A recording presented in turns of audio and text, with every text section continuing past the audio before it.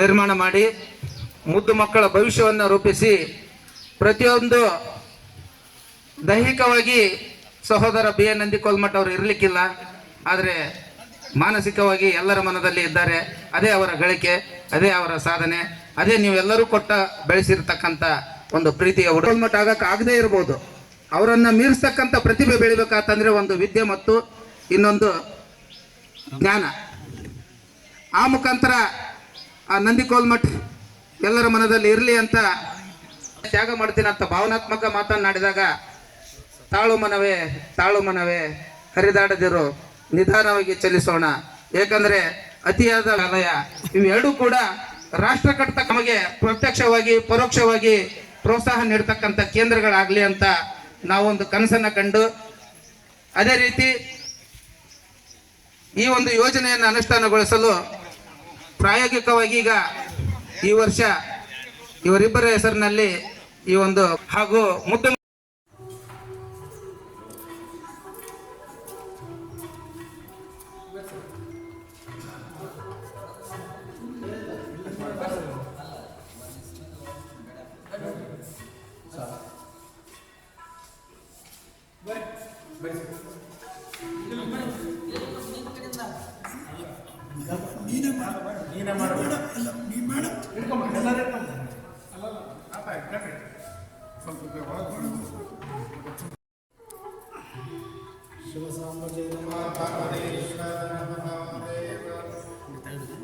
ಗುಡಿಯ ತೆಗೆದ್ರೆ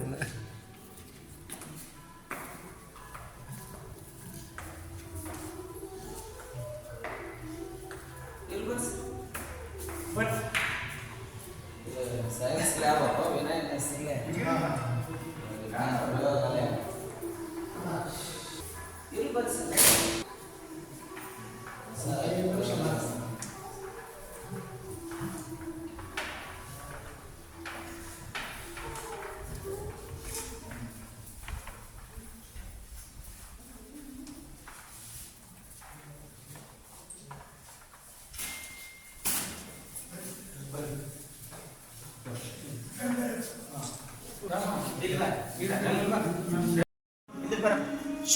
ಅಪ್ಪಿನಾ ಇದು ಸ್ವಲ್ಪ ಎಲ್ಲ ಬರ್ತಾರೆ ಎಲ್ಲರೂ ಬರ್ತಾರೆ.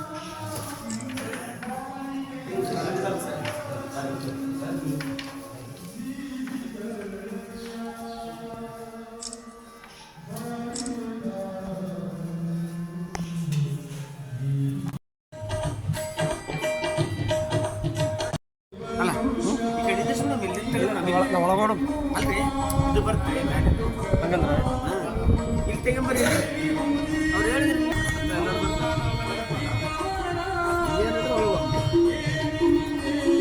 ಈ ಕಡೆ ಯಾರು ಆ ಕಡೆ ಸ್ವಲ್ಪ ಆ ಕಡೆ ನಿಂತು ಬಿಡ್ರಿ ಇದೆಲ್ಲ ಬರಂಗ್ ತೆಗಿತು.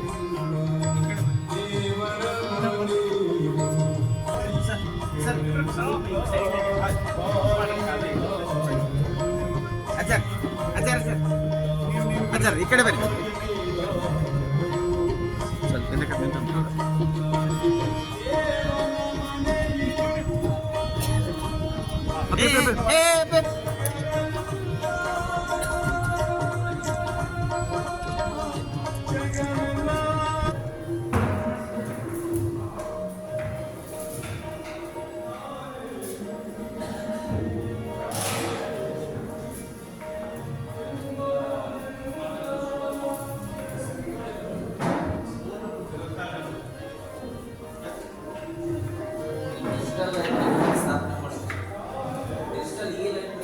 ಸರ್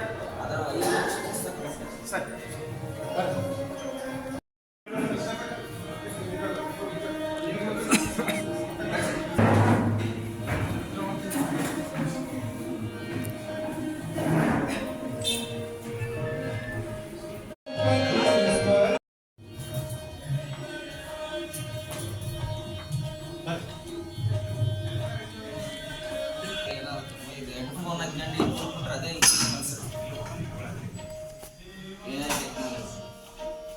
ಕನ್ನಡ ಮಾತಾಡಿದ್ರೆ ಹೆಂಗೆ ಮಾತಾಡ್ಬೇಕು ಅನ್ನೋದು ಟೀಚ್ ಹೀಗೆ 40 ಮಕ್ಕಳಿಗೆ ಅನುಕೂಲ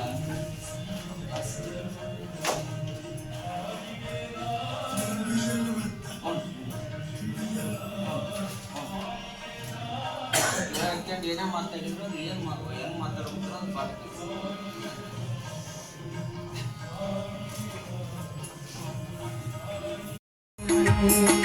ತನ್ನಂತೆ ತಾನು ಸರ್ವರ ಜೀವ ತನ್ನಂತೆ ತಾನು ಸರ್ವರ ಜೀವ ತನ್ನ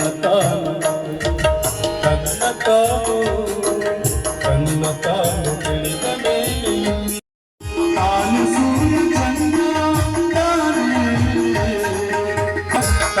ಸೂರ್ಯ ಚಂದ್ರ ತಾನು ಸೂರ್ಯ ಚಂದ್ರ ನನ್ನಂದ ತಾನು ಸರ್ವರ ಜೀವ ಮನಸಿ ತಾನೇ ಅರಿತ ಮರೆತ ತಾನೇ ತಾನೇ ಸರ್ವಜ್ಞಾನ ಬಳಿಕ ತಾನೇ ಸರ್ವಜ್ಞಾನ ಬಳಿಕ ತನ್ನ ತಾನು ತಾನೇ ಲಕ್ಷ ಸಾವಿರ ತಾನೇ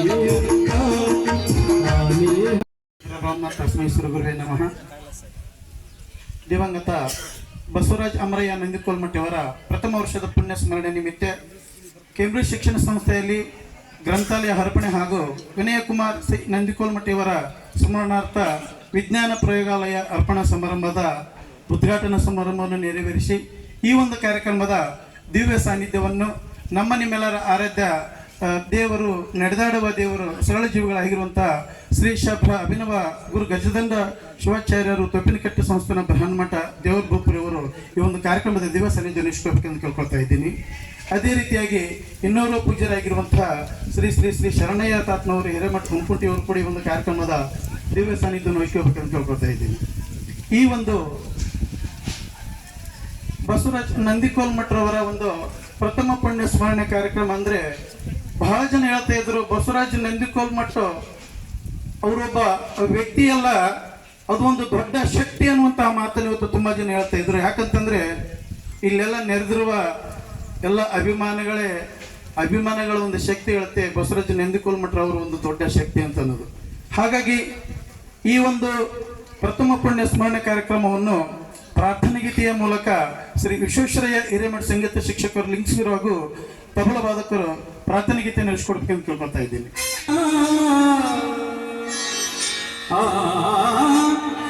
ದೇವಿ ಶಾರದೆ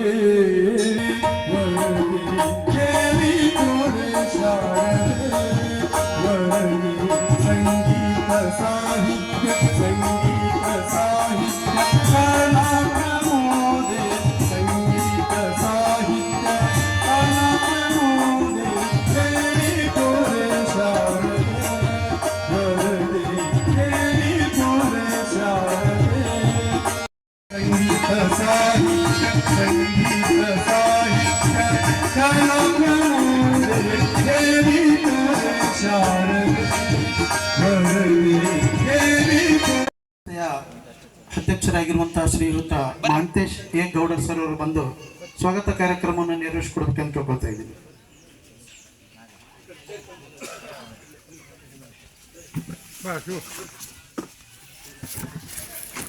ಕಾರ್ಯಕ್ರಮದ ದಿವ್ಯ ಸಾನ್ನಿಧ್ಯ ವಹಿಸಿರ್ತಕ್ಕಂಥ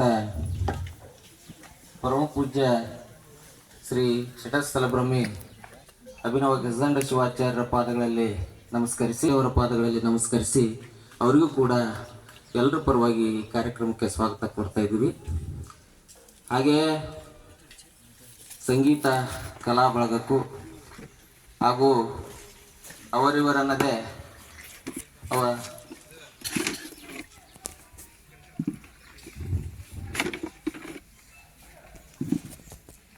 ಎಲ್ಲರಿಗೂ ಕೂಡ ಸ್ವಾಗತ ಕೊಡ್ತಾ ಇದ್ದೀನಿ.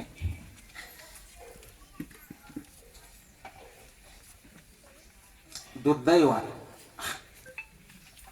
ಆತನ ಕಾರ್ಯಕ್ರಮಕ್ಕೆ ನಿಮ್ಮನ್ನ ಸ್ವಾಗತಿಸ್ತಕ್ಕಂಥ ಒಂದು ಅವಕಾಶ ಮಾಡಿಕೊಟ್ಟು ಹೋದ. ಕಷ್ಟ ತೋಡ್ಕೋಬಾರ್ದು ಅಂತೇಳಿ ಸಾಕಷ್ಟು ಪ್ರಯತ್ನ ಪಟ್ಟರು ಕೂಡ ಸಹಜವಾಗಿ ಭಾವೋದ್ವೇಗ ಬರ್ತಾ ಇದೆ, ಕ್ಷಮಿಸಬೇಕು. ನಾವು ಅವ್ರ ನೆನಪಿನಲ್ಲಿ ಬರೀ ಕಷ್ಟಗಳನ್ನೇ ಹೇಳ್ಕೊಂತ ಹೋದ್ರೆ ಆತನ ಆತ್ಮಕ್ಕೆ ಶಾಂತಿ ಸಿಗೋದಿಲ್ಲ. ಯಾಕಂದ್ರೆ ಆತನ ಬದುಕಿನುದ್ದಕ್ಕೂ ಕೂಡ ಕಾಯಕ, ನಿಷ್ಠೆ, ಆದರ್ಶ ಬಹಳಷ್ಟು ನಿಷ್ಠೂರತನದಿಂದ ತನ್ನ ಬದುಕಿನ ಪ್ರಯಾಣವನ್ನು ಸುದೀರ್ಘವಾಗಿ ಪ್ರಯಾಣಿಸಿ ಅಂತ್ಯಗೊಳಿಸ್ತಕ್ಕಂಥ ಒಬ್ಬ ಮಹಾನ್ ಚೇತನ.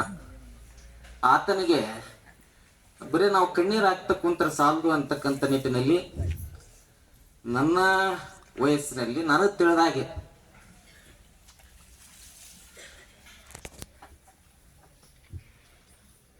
ಆತನಿಗೆ ಏನು ತ್ಯಾಗ ಮಾಡಬೇಕಾಗಿತ್ತು ಮಾಡ್ತಾ ಇದ್ದೀನಿ. ಪ್ರಾಮಾಣಿಕವಾಗಿ ಒಂದು ದಿನ ಕಾರ್ಯಕ್ರಮ ಮಾಡಿ ನುಡಿನಮನ ಸಲ್ಲಿಸಿದರೆ ಅದು ಸಮಾಧಾನ ಆಗೋದಿಲ್ಲ ಅನ್ನೋಂಥ ನಿಟ್ಟಿನಲ್ಲಿ ಪ್ರತಿನಿತ್ಯ ಮಕ್ಕಳು ಆತನ ಹೆಸರಲ್ಲೇ ಏನು ಗ್ರಂಥಾಲಯ ಮಾಡಿದ್ದೀನಿ, ಆ ಪುಸ್ತಕ ತೆರೆದರೆ ಆತನ ಹೆಸರು ಓದಿ ಆತನ ಸ್ಮರಿಸಬೇಕು ಅಂತಕ್ಕಂಥ ನಿಟ್ಟಿನಲ್ಲಿ ಒಂದು ಸುಸಜ್ಜಿತವಾದಂಥ ಒಂದು ಈಗಾಗಲೇ 5,000 ಪುಸ್ತಕವನ್ನು ತಂದು ಇಟ್ಟು ಈಗಾಗಲೇ ಉದ್ಘಾಟಿಸಿದರು ಪೂಜ್ಯರು ಮತ್ತು ಗಣ್ಯರು. ಅದನ್ನು ಸಮರ್ಪಣೆ ಮಾಡಿದ್ದೀವಿ. ಹಾಗೆ ಈ ವರ್ಷ ಬಹುಶಃ ನಮ್ಮ ಕುಟುಂಬಕ್ಕೂ ಒಂದು ದೊಡ್ಡ ಆಘಾತದ ವರ್ಷ. ಹಳೆಯ ವಿನಾಯಕ್ ಕೂಡ ಅದೇ ರಸ್ತೆ ಅಪಘಾತದಲ್ಲಿ ನಿಧನ ಹೊಂದಿದ. ಆತ್ಮಗೂ ಕೂಡ ಆತ್ಮಕ್ಕೆ ಶಾಂತಿ ಸಿಗಬೇಕು, ಆತ್ಮ ಹೆಸರು ಕೂಡ ಚಿರವಾಗಿ ಉಳಿಬೇಕು ಅಂತಕ್ಕಂಥ ನಿಟ್ಟಿನಲ್ಲಿ ಆತ್ಮ ಹೆಸರಲ್ಲಿ ಕೂಡ ಒಂದು ವ್ಯವಸ್ಥಿತವಾದಂಥ ವಿಜ್ಞಾನ ಪ್ರಯೋಗಾಲಯವನ್ನು ಕೂಡ ಸ್ಥಾಪಿಸಿ ಇವತ್ತು ಉದ್ಘಾಟನೆ ಮಾಡಿಸಿದ್ವಿ. ಇಷ್ಟು ಮಾತ್ರ ಮಾಡಲಿಕ್ಕೆ ಸಾಧ್ಯ.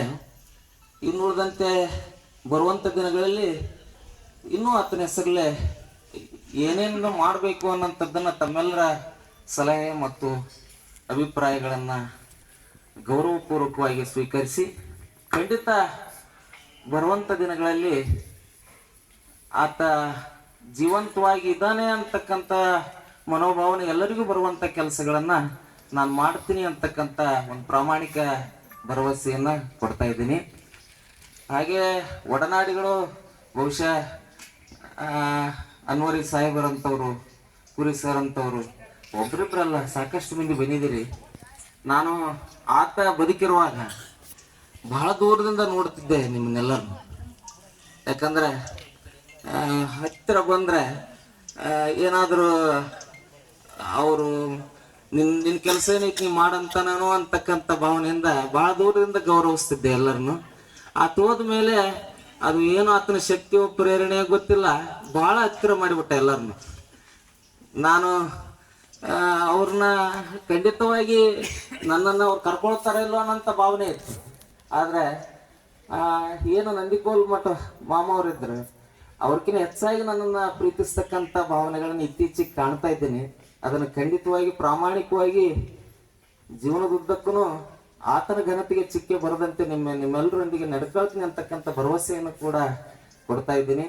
ಇವತ್ತು ಈ ಕಾರ್ಯಕ್ರಮ ಮಾಡಲಿಕ್ಕೆ ಬಹಳಷ್ಟು ಮಾಡಬಾರ್ದು ಅನ್ನೋಂಥದ್ದು ಒಂದು ಕಡೆ ನನ್ನ ಮನಸ್ಸಿನಲ್ಲಿ ಇತ್ತು. ಯಾಕಂದರೆ ಬಹಳ ದೊಡ್ಡ ಹೋರಾಟ ಮಾಡಿ ಬದುಕಿಟ್ಕೊಂಡಿರ್ತಕ್ಕಂಥ ವ್ಯಕ್ತಿ ಒಂದು ಸಣ್ಣ ಕಾರ್ಯಕ್ರಮ ಮಾಡಿ ಆತನಿಗೆ ಅಗೌರವ ಸೂಚಿಸೋದು ಬೇಡ ಅಂತಕ್ಕಂಥ ಒಂದು ಅಭಿಪ್ರಾಯ ನನ್ನಲ್ಲಿ ಬಂತು ಮೊನ್ನೆ.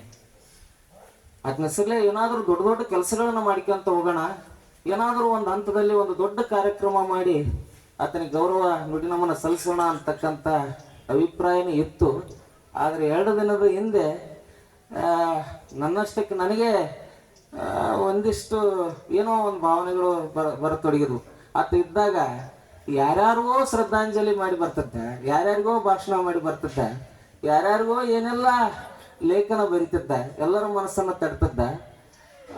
ಬರೀ ನಾನು ನನ್ನ ಮನಸ್ಸಿಗೆ ನಾನು ತಿಳ್ಕೊಂಡು ಬಿಟ್ರೆ ಉಳಿದಂಥ ಆತನ ಅನುಯಾಯಿಗಳಿಗೆ ಮತ್ತು ಅಭಿಮಾನಿಗಳಿಗೆ ನನ್ನ ಬಗ್ಗೆ ಮತ್ತು ನಮ್ಮ ಕುಟುಂಬದ ಬಗ್ಗೆ ಅಪವಾದಿತ ಮನೋಭಾವನೆ ಬರಬಾರ್ದು ಅಂತಕ್ಕಂಥ ನಿಟ್ಟಿನಲ್ಲಿ 2 ದಿನದಲ್ಲಿ ಇದನ್ನು ಸರಳವಾಗಿ ಈ ಕಾರ್ಯಕ್ರಮನ ಆಯೋಜನೆ ಮಾಡಿದ್ವಿ.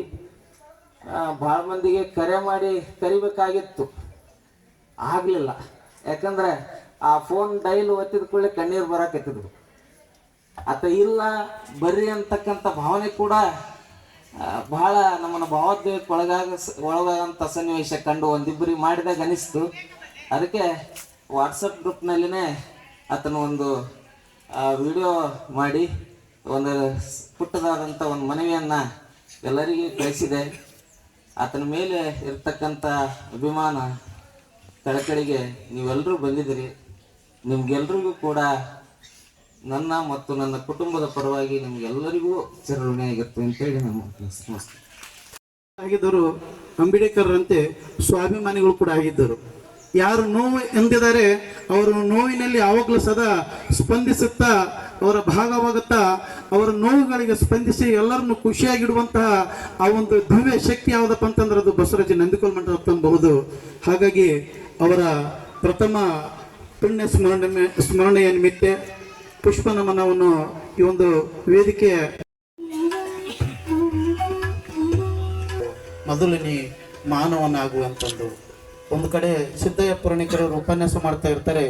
ಉಪನ್ಯಾಸ ಮಾಡ್ತಿರುವಂತಹ ಸಮಯದಲ್ಲಿ ಏನಾದರೂ ಹಾಗೂ ಮಾನವನಾಗು, ಶಿಕ್ಷಕನೇ ಹಾಗೂ, ರಾಜ್ಯಪಾಲನೆ ಹಾಗೂ, ಮುಖ್ಯಮಂತ್ರಿಯೇ ಹಾಗೂ ಅಂತಹ ಸಮಯದಲ್ಲಿ ಒಬ್ಬ ಯುವಕ ಅಂತ ಕೇಳ್ತಾನೆ, ಏನ್ರಿ ಉಪನ್ಯಾಸಕರೇ ಅವಾಗಿನಿಂದ ಮೊದಲು ಮಾನವನಾಗು ಅಂತ ಹೇಳ್ತಾ ಇದ್ದೀರಲ್ಲ, ನಾವೆಲ್ಲ ನಿಮ್ಮ ಕಣ್ಣಿಗೆ ಹೇಗೆ ಕಾಣ್ತೀವಿ ಅಂತ ಸಮಯದಲ್ಲಿ ಆಗ ಉಪನ್ಯಾಸಕರಾಗಿರುವಂತಹ ಸಿದ್ದಯ್ಯ ಪುರಾಣಿಕರವರು ಹೇಳ್ತಾರೆ, ನೀವೆಲ್ಲ ನೋಡ್ಲಿಕ್ಕೆ ಆಕಾರದಲ್ಲಿ ಮಾನವರಾಗಿದ್ದೀರ ವಿನಃ ಆಚಾರದಲ್ಲಿಲ್ಲ.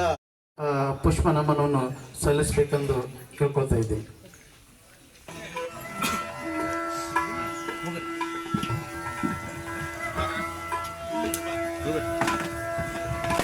ಸಾಮೂಹಿಕವಾಗಿ ಬಂದಂತ ಎಲ್ಲ ಆತ್ಮೀಯರು ಅಣ್ಣನ ಆತ್ಮಕ್ಕೆ ಚಿರಶಾಂತಿ ಕೋರಲು ಪುಷ್ಪ ನಮನ ಸಲ್ಲಿಸಿ ತಮ್ಮ ಆಸನದಲ್ಲಿ ಆಸೀನರಾಗಬೇಕು. ಪುಷ್ಪ ನಮನದ ನಂತರ ನುಡಿ ನಮನದ ನಂತರ ಪರಿವಾರದಿಂದ ವಸ್ತ್ರದಾನ ಕಾರ್ಯಕ್ರಮ ಇದೆ. ಅದರ ನಂತರ ಪೂಜ್ಯರ ಆಶೀರ್ವಚನ, ತದನಂತರ ಎಲ್ಲರಿಗೂ ಕೂಡ ಪ್ರಸಾದ ವ್ಯವಸ್ಥೆ ಏರ್ಪಡಿಸಿದೆ. ಯಾರು ಕೂಡ ಹಾಗೆ ಹೋಗಬಾರ್ದು ಅಂತ ಕುಟುಂಬದ ನಮ್ರ ವಿನಂತಿ.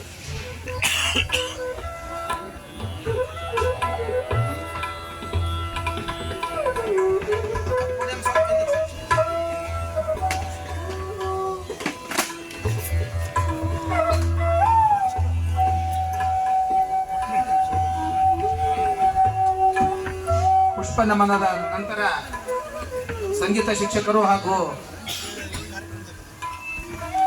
ಬಂಧುಗಳು ಆಗಿರ್ತಕ್ಕಂಥ ಶ್ರೀ ವಿಶ್ವೇಶ್ವರಯ್ಯ ಹಿರೇಮಠ ಅವರು ಅಣ್ಣನವರ ಕುರಿತು ಒಂದು ಸ್ವರಚಿತ ಕವನ ರಚಿಸಿದ್ದಾರೆ.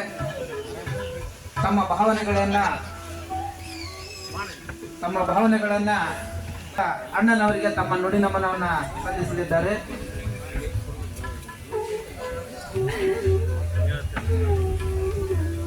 ಈ ನಿಮ್ಮ ಪ್ರೀತಿ ವಾತ್ಸಲ್ಯ ನಂದಿಕೋಲ್ ಮಠ ಇನ್ನಿಲ್ಲ ಅನ್ನೋ ಶಬ್ದನೇ ಇಲ್ಲ, ವಿಷಯನೇ ತಿಳಿಸೋಕ್ಕಾಗಿಲ್ಲ. ಕಾರಣ ಈಗಾಗಲೇ ಅಳಿಯ ಸ್ವ ಇಚ್ಛೆಯಿಂದ ಯಾರಾದರೂ BA ನಂದಿಕೋಲ್ ಮಠ ಅವರ ಕುರಿತು ನುಡಿ ನಮನ ಸಲ್ಲಿಸೋದಿದ್ದರೆ ಮುಕ್ತ ಅವಕಾಶ ಇದೆ. ನಂತರ ವಸ್ತ್ರದಾನ ಕಾರ್ಯಕ್ರಮ, ತದನಂತರ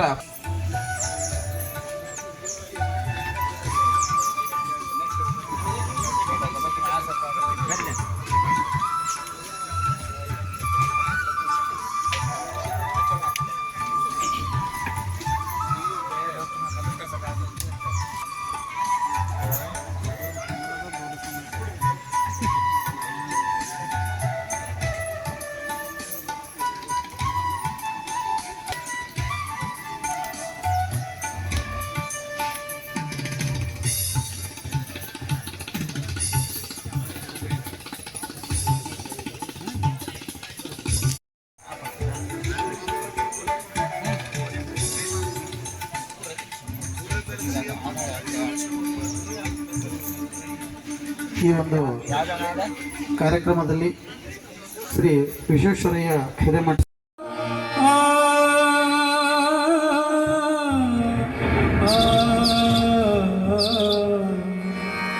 ಆ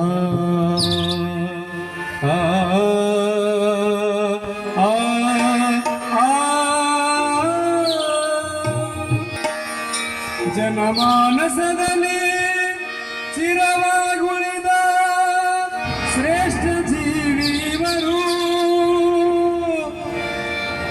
ನಂದಿ ಕೋಲಮಠ ಮನೆತನದ ಕೀರ್ತಿ ತಂದರಿವರು ನಂದಿ ಕೋಲಮಠ ಮನೆತನದ ಕೀರ್ತಿ ತಂದರಿವರು ಅಮರನಾಗಿ ಉಳಿದ ಅಮರನಾಗಿ ಉಳಿದ ಅಮರನಾಗಿ ಉಳಿದ ಜನಮಾನಸದಲ್ಲಿ ಚಿರವಾಗುಳಿದ ಶ್ರೇಷ್ಠ ಜೀವಿವರು ಜನಮಾನಸದಲ್ಲಿ ಚಿರವಾಗುಳಿದ ಶ್ರೇಷ್ಠ ಜೀವಿವರು ನಂದಿ ಕೋಲಮಠ ಮನೆತನದ ಕೀರ್ತಿ ತಂದರಿವರು ನಂದಿ ಕೋಲಮಠ ಮನೆತನದ ಕೀರ್ತಿ ತಂದರಿವರು ಕೀರ್ತಿ ತಂದರಿವರು ಅಮರನಾಗಿ ಉಳಿದ ಅಮರನಾಗಿ ಉಳಿದ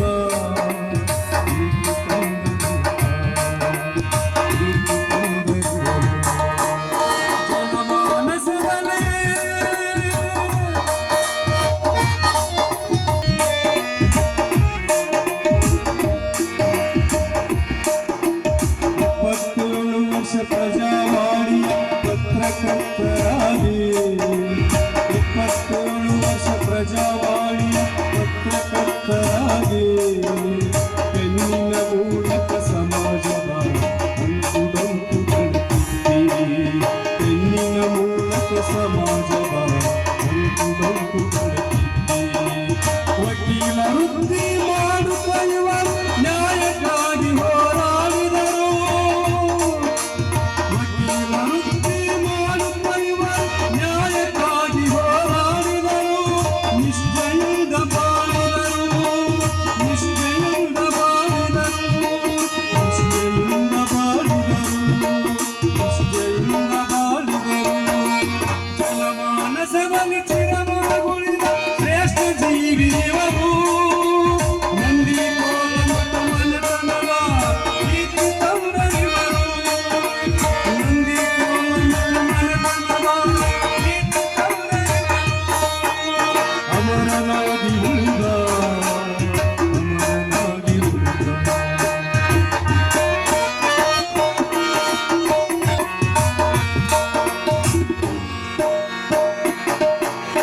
ಸರ್ವರಲ್ಲಿ ಸಮಭಾವ ತೋರಿದ ಶ್ರೀಮಂತರಿವರು ಸರ್ವರಲ್ಲಿ ಸಮಭಾವ ತೋರಿದ ಶ್ರೀಮಂತರಿವರು ದೇಹಕೂಟದಲ್ಲಿ ಸರ್ವರ ಪ್ರೀತಿ ಗಳಿಸಿದರು ಇವರು ದೇಹಕೂಟದಲ್ಲಿ ಸರ್ವರ ಪ್ರೀತಿ ಗಳಿಸಿದ ಭಾವೈಕ್ಯತೆಯಲ್ಲಿ ಬದುಕಿ ಬಾಳಿ ಧೀರ ಧೀರರಾದವರು ಭಾವೈಕ್ಯತೆಯಲ್ಲಿ ಬದುಕಿ ಬಾಳಿ ಧೀರ ಧೀರರಾದವರು ಪತ್ರಿಕಾ ವೃತ್ತಿಗೆ ಒಪ್ಪುವ ಪತ್ರಿಕೆ ವೃತ್ತಿಗೆ ಒಪ್ಪುವ ಪತ್ರಿಕೆ ವೃತ್ತಿಗೆ ಒಪ್ಪುವ ಕೀರ್ತಿ ತಂದವರು ಕೀರ್ತಿ ತಂದವರು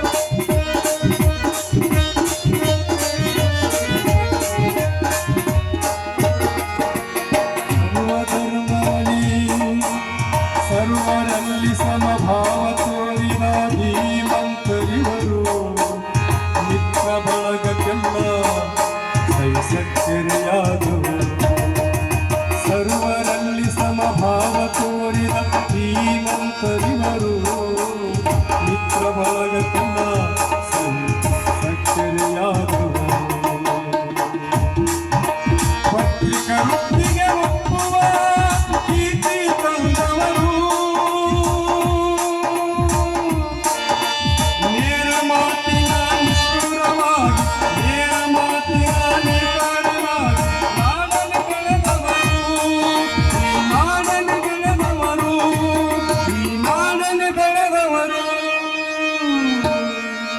ಜನಮಾನಸದಲ್ಲಿ ಚಿರವಾಗುಳಿದ ಶ್ರೇಷ್ಠ ಜೀವಿವರು ನಂದಿ ಕೋಲು ಮಠ ಮನೆತನವ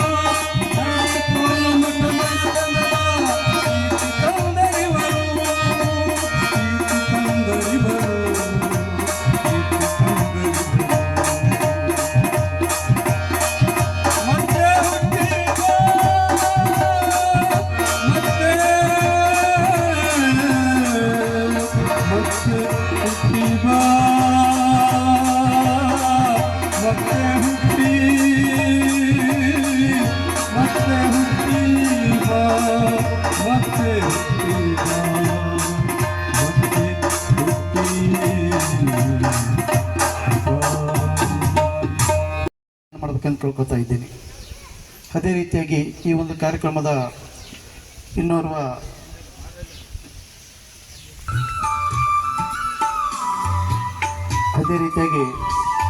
ಸನ್ನಿಧಿಸಿಕೊಂಡಿರುವಂತಹ ಶ್ರೀ ಶ್ರೀ ಶ್ರೀ ಶರಣಯ್ಯ ತಾತ್ನವರು ಹಿರೇಮಠ ಉಂಕುಂಟಿಯವರಿಗೆ ಈ ಒಂದು ಶಿಕ್ಷಣ ಸಂಸ್ಥೆ ಅಧ್ಯಕ್ಷರಾಗಿರುವಂತಹ ಮಾಂತೇಶ್ ಎ ಗೌಡರ್ ಸರ್ ಅವರು ಬಂದು ಮಾಲಾರ್ಪಣೆ ಮಾಡೋದಕ್ಕೆ ಕೇಳ್ಕೊತಾ ಇದ್ದೀನಿ.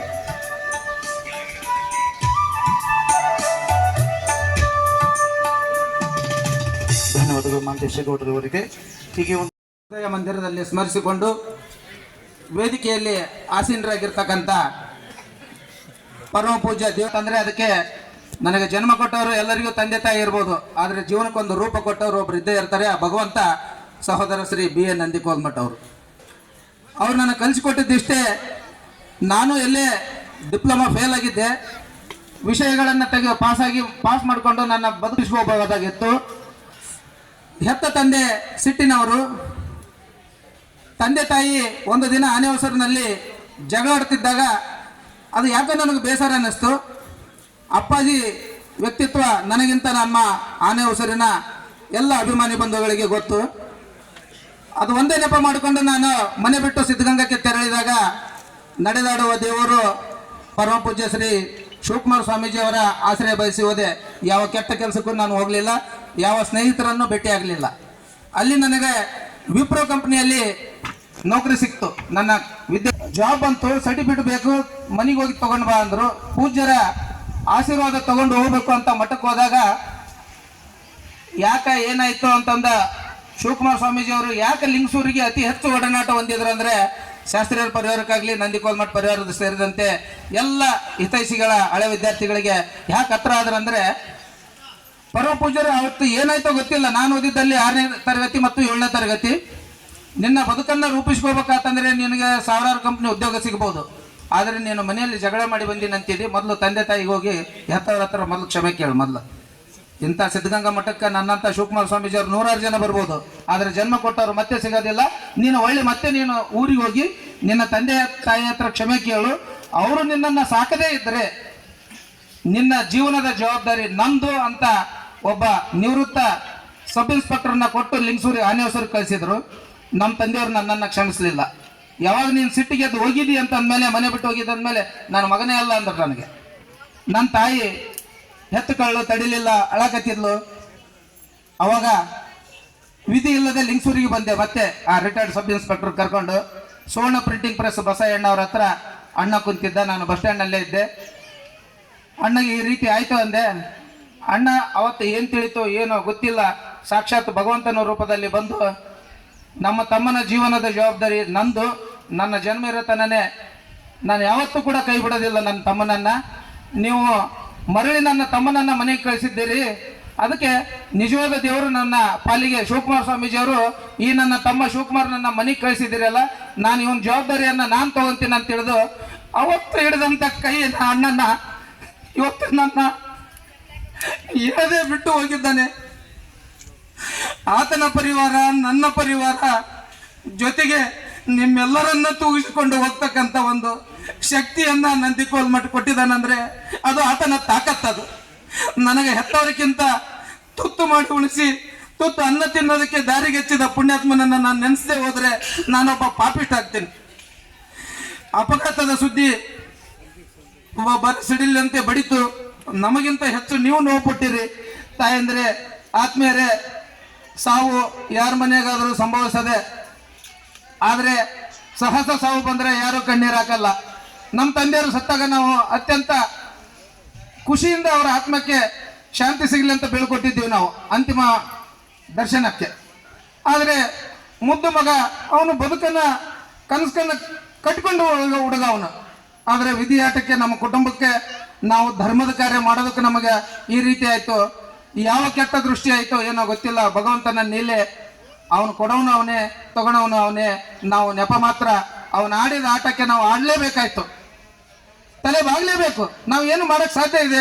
ಅಣ್ಣ ಹೋಗ್ಯಾನಂತ ನಾನು ಹೋಗೋಕ್ಕಾಗಲ್ಲ, ಹೆಂಡ್ರ ಮಕ್ಕಳು ಹೋಗೋಕ್ಕಾಗಲ್ಲ. ಅಭಿಮಾನ ಎಷ್ಟೇ ಇರಲಿ ಚಿರಕಾಲ ಇರುತ್ತೆ. ದೇಹ ನಶ್ವರ, ದೇಹ ನಶಿಸಿ ಹೋಗ್ಬೋದು, ಆದರೆ ಆತ್ಮ ನಶಿಸಿ ಹೋಗೋದಿಲ್ಲ. ಆದರೆ ಇವತ್ತು ನಾನು ನನ್ನ ಅತ್ತಿಗೆ ಮಕ್ಕಳು, ಅಣ್ಣ ಅತ್ತಿಗೆಯವ್ರನ್ನ, ಅಳಿಯಂದಿರನ್ನ, ಜೊತೆಗೆ ಹೆತ್ತಮ್ಮನ್ನ, ಅಕ್ಕಂದಿರನ್ನ, ನಾನು ನನ್ನ ಮಡದಿ ಮಕ್ಕಳೊಂದಿಗೆ ನಿಮ್ಮೆಲ್ಲರ ಜೊತೆಗೆ ಬೆರಿಬೇಕಂತಂದ್ರೆ ಅದು ಊಹಿಸಲಕ್ಕೂ ಕೂಡ ಸಾಧ್ಯವಾಗೋದು. ನಮಗೆ ಉಣ್ಣೋದಕ್ಕೆ ತಿನ್ನೋದಕ್ಕೆ ಅಪ್ಪಾಜಿನೂ ಕಡಿಮೆ ಮಾಡಿಲ್ಲ, ಅಣ್ಣಂದಿರು ಕಡಿಮೆ ಮಾಡಿಲ್ಲ. ಆದರೆ ನೆಮ್ಮದಿಯ ಬದುಕು ರೂಪಿಸ್ಕೋಬೇಕಂತಂದ್ರೆ ಒಂದು ಎಲ್ಲ ರೀತಿಯ ಸಹಕಾರ ಇತ್ತು ನಮಗೆ.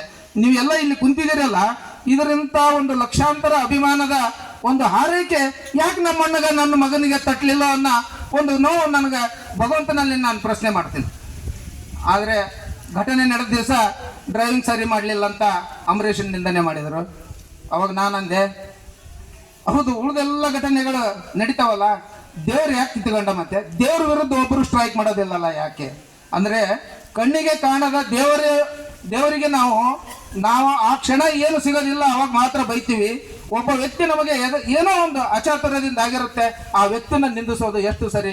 ಮೊದಲು ಉಳಿದವರು ಹರಿದರು ನನ್ನ ಅಣ್ಣ ತಮ್ಮಂದರು ಉಳಿಲಿ. ಅವತ್ತು ನಾನು ತೆಗೆದುಕೊಂಡ ನಿರ್ಧಾರ, ನಮ್ಮಣ್ಣ ಅಲ್ಲಿ ಪ್ರಾಣ ಬಿಟ್ಟಿರ್ಬೋದು, ಆತ ನನ್ನಲ್ಲಿ ಬಂದ ಇಮಿಡಿಯೇಟ್ ಆಗಿ. ನಾನು ಹೋದ್ರೆ ಏನಾಯ್ತು? ಉಳಿದವ್ರನ್ನಾದರೂ ರಕ್ಷಣೆ ಮಾಡೋ ಜವಾಬ್ದಾರಿ ನಿಂದದು. ಮೊದಲು ಆ ಕುಟುಂಬಗಳಿಗೆ ಆತ್ಮಸ್ಥೈರ್ಯ ಕೊಟ್ಟು ರಕ್ಷಣೆ ಮಾಡಂತಂದು ನಾವು ರಕ್ಷಣೆ ಮಾಡಿದ್ದೀವಿ. ಅದು ಮೊದಲನೇ ಆದ್ಯತೆ ನಮ್ಮದು. ನಮ್ಮ ನಂದಿಕೋಲ್ಮಠ ಪರಿವಾರದ ಆದ್ಯತೆ ಏನಂದ್ರೆ, ನಮಗಾಗಿದೆ, ನಮಗೆ ಆಪ್ಷನ್ ಇಲ್ಲ ಅನ್ನತ್ನಾಗ ಆಪ್ಷನ್ ಇದ್ದರಿಗೆ ಯಾರಾದ್ರೂ ಬದುಕನ್ನು ಕೊಡಬೇಕು. ಇದು ಜೀವನ. ನೀವೆಲ್ಲರೂ ನಮಗೆ ಕಲಿಸಿಕೊಟ್ಟಿದ್ದು, ರೇಣುಕಾದಿ ಪಂಚಾಚಾರ್ಯರು, ಬಸವಾದಿ ಪ್ರಮಥರು, ಎಲ್ಲ ಪೂಜ್ಯರು ನಮಗೆ ಹೇಳಿಕೊಟ್ಟಿದ್ದು ಇದನ್ನೇ. ಪತ್ರಿಕಾ ರಂಗದಲ್ಲಿ ದೊಡ್ಡ ಹೆಸರನ್ನ ಮಾಡಿದಂಥ ವ್ಯಕ್ತಿ, ಸಮಾಜಮುಖಿಯಾಗಿ ಅನೇಕ ಕೆಲಸಗಳನ್ನು ಮಾಡಿದಂಥ ವ್ಯಕ್ತಿ, ಎಲ್ಲರಲ್ಲಿಯೂ ಸರಳ ಸಜ್ಜನಿಕೆಯಲ್ಲಿ ಬೆರೀತಕ್ಕಂಥ ವ್ಯಕ್ತಿ ಮತ್ತು ಅವರು ಇವರೆನ್ನದೇ ಪ್ರತಿಯೊಬ್ಬರ ಮನಸ್ಸಿನಲ್ಲಿಯೂ ಕೂಡ ಬೆರೆಯುವಂತೆ ತಮ್ಮ ಒಡನಾಟವನ್ನು ಇಟ್ಕೊಂಡು ಅದನ್ನು ಬೆಳೆಸ್ಕೊಂಡು ಇನ್ನೊಬ್ಬರಿಗೆ ಸ್ಫೂರ್ತಿದಾಯಕವಾಗಿ ತುಂಬತಕ್ಕಂಥ ಒಂದು ಚಿಲುಮೆಯ ವ್ಯಕ್ತಿತ್ವವನ್ನು ಹೊಂದಿರತಕ್ಕಂಥ ಬಸವರಾಜ್ ನಂದಿಕೋಲ್ಮಠ ಅವರ ಮೊದಲನೆಯ ಪುಣ್ಯಸ್ಮರಣೆ ನಾವು ಮಾಡೋದಕ್ಕೆ ಇಲ್ಲೆಲ್ಲರೂ ಸೇರಿದ್ದೀವಿ. ತಮ್ಮ ಜೀವನದ ಉದ್ದಕ್ಕೂ ಅವರು ವಕೀಲ ವೃತ್ತಿಯಲ್ಲಿ ಪ್ರಾರಂಭ ಮಾಡಿ ಒಂದು ಆದರ್ಶವನ್ನು ಅವರು ರೂಪಿಸಿಕೊಂಡು ಆಕಸ್ಮಿಕವಾಗಿ ಪತ್ರಿಕಾ ರಂಗಕ್ಕೆ ಅವರು ಪಾದಾರ್ಪಣೆ ಮಾಡಿರುವಂಥದ್ದು. ಒಂದು ವಾರದ ಹಿಂದೆ ನಮ್ಮ ಬಸವೇಶ್ವರ ಸಂಸ್ಥೆ ಬ್ಯಾಂಕ್ನಲ್ಲಿ ಕ್ಯಾಲೆಂಡರ್ ಬಿಡುಗಡೆ ಸಮಾರಂಭದಲ್ಲಿ ಅವರನ್ನು ನಾನು ಎಲ್ಲ ಬೋರ್ಡ್ ಆಫ್ ಮ್ಯಾನೇಜ್ಮೆಂಟು ಮತ್ತು ಈಗಿರುವಂಥ ಅಧ್ಯಕ್ಷರು, ಪತ್ರಿಕಾ ರಂಗದ ಅಧ್ಯಕ್ಷರು, ಅವರನ್ನು ನೆನಪು ಮಾಡ್ಕೊಂಡ್ವಿ ಒಂದು ವಾರದ ಹಿಂದೆ. ಅವ್ರು ಯಾಕೆ ಪದೇ ಪದೇ ನಮಗೆ ನೆನಪು ಬರ್ತಾರಂತ ಹೇಳಿದರೆ, ಅಂಥ ಒಂದು ಒಡನಾಟ, ಅವರ ಜೊತೆಗೆ ಒಂದು ಬಾಂಧವ್ಯವನ್ನು ಹೊಂದಿರತಕ್ಕಂಥದ್ದು. ಹೊರಗಿನ ವ್ಯಕ್ತಿಯಾಗಿ ನೋಡಲಿಲ್ಲ, ಇವರು ನಮ್ಮ ಕುಟುಂಬದ ವ್ಯಕ್ತಿ ಅನ್ನುವಂಥ ಯಾವುದೇ ಸಂದರ್ಭದಲ್ಲಿಯೂ ಕೂಡ ಇವರು ನಮ್ಮ ಕುಟುಂಬದ ವ್ಯಕ್ತಿ ಅಂತ ಹೇಳಿ ಅವರು ಕಂಡ್ರು. ಇವರು ನಮ್ಮ ಮನೆಯ ಮಗನಂತ ಅಂತ ಹೇಳಿ ಕಂಡ್ರು. ಇವನಾರವ ಇವ ನಮ್ಮವ ಎಂದೆನಿಸಯ್ಯ, ಇವ ನನ್ನ ಮನೆಯ ಮಗನೆಂದೆನಿಸಯ್ಯ, ಕೂಡಲ ಸಂಗಮ ದೇವ ಅಂತ ಏನದಲ್ಲ, ಅದು ಅಚ್ಚುಕಟ್ಟಾಗಿ ಅವರು ಪಾಲಿಸ್ಕೊಂಡು ಬಂದಿರತಕ್ಕಂಥದ್ದು. ಮೊದಲನೇ ವರ್ಷದ ಪುಣ್ಯ ಸ್ಮರಣೆ ಮಾಡ್ತಕ್ಕಂಥ ಈ ಸಂದರ್ಭದಲ್ಲಿ ವೇದಿಕೆ ಮೇಲೆ ಆಸೀನರಾಗಿರ್ತಕ್ಕಂಥ ಕೆಲವರಿಗೆ ಸಾಹಸ ಎಂಬುದು ರಕ್ತಗತವಾಗಿಯೇ ಬಂದಿರ್ತಂತೆ. ಅಂಥ ಸಾಹಸಿಗಳಲ್ಲಿ ಬಸವರಾಜ ನಂದಿಕೋಡ್ ಮಠ ಕೂಡ ಒಬ್ಬರು. PUC ಓದ್ತಕ್ಕಂಥ ಸಂದರ್ಭದಲ್ಲಿ ಬಸವರಾಜನ ಜೊತೆಗೆ ಅಯ್ಯಪ್ಪ ಅಂತಕ್ಕಂಥವರೊಬ್ಬರು ಕುಪ್ಪಿಗುಡ್ಡದವರು, ರಾಜಶೇಖರ್ ಅಂತಕ್ಕಂಥವರು ಕಸ್ಬಾ ಲಿಂಗಸೂರವರು, 3 ಹುಡುಗರು ಭಾಳ ಸಾಹಸ ಪ್ರವೃತ್ತಿ. ಬಕ್ಕಣದ ಒಂದು 10-20 ರೂಪಾಯಿ ಇಟ್ಕೊಂಡು ಸೈಕಲ್ ಮೇಲೆ ಭಾರತ ಪ್ರವಾಸ ಮಾಡ್ಬೇಕಂತ ಹೋದರು. ಭಾರತ ಪ್ರವಾಸ ಮಾಡಿ ಕರ್ನಾಟಕದಲ್ಲೆಲ್ಲ ಅಡ್ಡಾಡಿ, ಮಹಾರಾಷ್ಟ್ರದಲ್ಲಿ ಅಡ್ಡಾಡಿ, ಬಾಂಬೆಗೆ ಹೋಗಿ ಬಂದು ಅವರು ಆ ಪ್ರಯಾಣ ಮುಗಿಸಿ ಬಂದಿದ್ದು ನಮ್ಮ ಕಾಲೇಜಿಗೆ ಬಂದರು. ನಾವು ಭಾಳ ಕುತೂಹಲದಿಂದ ಕೇಳ್ತಿದ್ವಿ, ಹೆಂಗೋದ್ರು, ಎಲ್ಲಿ ಮಕ್ಕಂಡ್ರಿ, ಎಲ್ಲಿ ಉಂಡ್ರಿ? ಎಲ್ಲೇ ಸರಿ ಯಾರೋ ಉಣಿಸ್ರು ಉಣ್ಣೋದು, ಎಲ್ಲಿಕ್ಕಿಲ್ಲ. ಗುಡಿ ಅಂದರೆ ಗುಡಿ, ಇರ್ಲಿಕ್ಕಂದ್ರೆ ಎಲ್ಲೇನ ಪೆಟ್ರೋಲ್ ಬಂಕ್ನೇ ಮಲಿಕೊಂಬಿಡೋದು. ಯಾಕಂದ್ರೆ ನಮ್ಮ ಹತ್ರ ಏನು ರೊಕ್ಕನೇ ಇದ್ದಿದ್ದಿಲ್ಲ. ಬತ್ಲಿದ್ದನಿಗೆ ಭಯ ಇಲ್ಲ ಅಂತ, ಬತ್ಲಿದ್ದರಿಗೆ ಏನು ಭಯ ಇರುತ್ತೆ. ಆ ರೀತಿಯಾಗಿ ಮುಗಿಸ್ಕೊಂಬಂದು ಹುಡುಗರು ಭಾಳ ಸಾಹಸ ಪ್ರವೃತ್ತಿ ಬಸವರಾಜದ್ದು. 84ರಲ್ಲಿ VCB ಕಾಲೇಜು ಪ್ರಾರಂಭ ಆಯಿತು. ಆ ಕಾಲೇಜಿನ ಫೌಂಡರ್ ಪ್ರೆಸಿಡೆಂಟ್ ಕೂಡ ಇಲ್ಲಿದ್ದಾರೆ. ನಾವು ಲಿಂಗಸೂರಿಗೆ ಬರಬೇಕಾಯ್ತು 84ನೇ ಇಸ್ವಿಯಲ್ಲಿ ಉಪನ್ಯಾಸಕರಾಗಿ. 85ನೇ ಇಸ್ವಿಯಲ್ಲಿ ಬಸವರಾಜ ನಂದಿಕೋಲ್ ಮಠ ನಮ್ಮ ಕಾಲೇಜ್ಗೆ ಅಡ್ಮಿಷನ್ ತಗೊಂಡು BA 1ಕ್ಕೆ. ಮತ್ತು ನಂದಿಕೋಲ್ ಮಠ ಫ್ಯಾಮ್ಲಿಗೆ ಮತ್ತು VCB ಕಾಲೇಜಿಗೆ ಏನು ಸಂಬಂಧ ಐತೋ ಗೊತ್ತಿಲ್ಲ. ನಂದಿಕೋಲ್ ಮಠರ ಅಣ್ಣ ನಮ್ಮಲ್ಲೇ BA ಪಾಸ್ ಆದ. ಬಸವರಾಜ ನಂದಿಕೋಲ್ ಮಠರು ಅವರ ಅಣ್ಣನ ಮಗಳು ಮತ್ತು ಬಸವರಾಜ ನಂದಿಕೋಲ್ ಮಠರ ಮಗಳು ಕೂಡ ನಮ್ಮಲ್ಲಿನೇ ಡಿಗ್ರಿ ಮುಗಿಸ್ಕೊಂಡ್ರು. ಭಾಳ ಸಾಹಸ ಪ್ರವೃತ್ತಿ ಹುಡುಗಂದು. ಆತ LLB ಮಾಡ್ಕೊಂಡು ಒಕ್ಕಲತ್ತಿಗೆ ಅಷ್ಟು ಇಂಟ್ರೆಸ್ಟ್ ಕೊಡಲಿಲ್ಲ ಕಾಣುತ್ತೆ, ಅಷ್ಟೇನು ಫೇಮಸ್ ಆಗಲಿಲ್ಲ ಅದರಲ್ಲಿ ಅಂತ ನನ್ನ ಭಾವನೆ. ನಾನು ಹೇಳ್ತಿದ್ದೆ, ವರದಿಗಾರಿಕೆಗೆ ಹೆಚ್ಚಿಗೆ ಇಂಪಾರ್ಟೆನ್ಸ್ ಕೊಡೋದ್ರ ಬದಲು ನೀವು ಒಕ್ಕಲತ್ತಿಗೆ ಹೆಚ್ಚಿಗೆ ಇಂಪಾರ್ಟೆನ್ಸ್ ಕೊಡು. ನೀನು ತಾಲೂಕದಲ್ಲಿ, ಜಿಲ್ಲಾದಲ್ಲಿ ಫೇಮಸ್ ಆಗಬೇಕು, ಪ್ರಸಿದ್ಧ ವಕೀಲ ಅಂತ. ಕ್ಲಿಷ್ಟಕರವಾದ ಕೇಸ್ಗಳನ್ನು ನೀನು ಹ್ಯಾಂಡಲ್ ಮಾಡಬೇಕು ಅಂತ ಭಾಳ ಹುರಿದುಂಬಿಸ್ತಿದ್ದೆ. ಆದರೆ ಆತ ಅದರಲ್ಲಿ ಅಷ್ಟೇನು ಆಸಕ್ತಿ ವಹಿಸಲಿಲ್ಲ. ಹುಟ್ಟಿದ ಮೇಲೆ ಇವತ್ತೇನು ನಮ್ಮ ಕಡಕಲ್ ಸರ್ ಆಗಲಿ, ಶಿವ ಆಗಲಿ ಹೇಳಿದ್ರಲ್ಲ, ಅವನು ಒಬ್ಬ ವ್ಯಕ್ತಿ ಅಲ್ಲ, ಒಂದು ಶಕ್ತಿ ಅಂತ. ಅದರಂತೆ ಬದುಕಿ ಪ್ರತಿಯೊಂದನ್ನು ವಿಮರ್ಶೆ ಮಾಡಿ ಹೋಗ್ತಕ್ಕಂಥ ಹುಡುಗ ಅವನು. ನಮ್ಮ ಕಾಲೇಜಿನಲ್ಲಿ ಏನನ್ನ ಚರ್ಚೆ ಬಂದಾಗ, ಯಾವುದೇ ವಿಷಯ ಚರ್ಚೆ ಬಂದಾಗ ಅವನಿಗೂ ಗೊತ್ತಿರ್ತಿತ್ತು ಅದು ತಪ್ಪು, ನನಗೂ ಗೊತ್ತಿರ್ತಿತ್ತು. ಆದರೂ ವಾದಿಸೋನು ನನ್ನ ಜೊತೆಗೆ, ವಾದಿಸೋನು ವಾದಿಸಿ ನಾನು ಅವನಿಗೆ ಕನ್ವಿನ್ಸ್ ಮಾಡ್ಬೇಕಂತ ಪ್ರಯತ್ನ ಮಾಡೋದು. ಕನ್ವಿನ್ಸ್ ಮಾಡಿ ಹಿಂದಡಿಗೆ, ಸರ್ ನಿಮ್ಮದೇ ಕರೆಕ್ಟ್ ಐತೆ, ನೀವು ಸಿಟ್ಟಿಗೇರಿದಾಗ ನಿಮ್ಮ ಮಾರಿ ಕೆಂಪಗಾಗ್ತೈತಿಲ್ಲ, ಅದನ್ನು ನೋಡೋದು ನನ್ನ ಇಚ್ಛೆ, ಅದಕ್ಕೆ ಸಿಟ್ಟಿಗೇರಿಸಿ ಏನು ತಿಳ್ಕೊಬಾರ್ದು, ನಿಮ್ಮದೇ ಕರೆಕ್ಟ್ ಐತೆ ಅಂತ ಹೇಳ್ತೀನಿ. ಭಾಳ ಸಲಿಗೆ ಈ ಒಂದು 4 ಹುಡುಗರು, ಮರಿಗೌಡ ಅಂತ ಒಬ್ಬರು ಕಾರ್ಯಕರ್ತವರು, ನಮ್ಮ ಗೌಡರ ಮಗ ಆಗಬೇಕು, ಮತ್ತು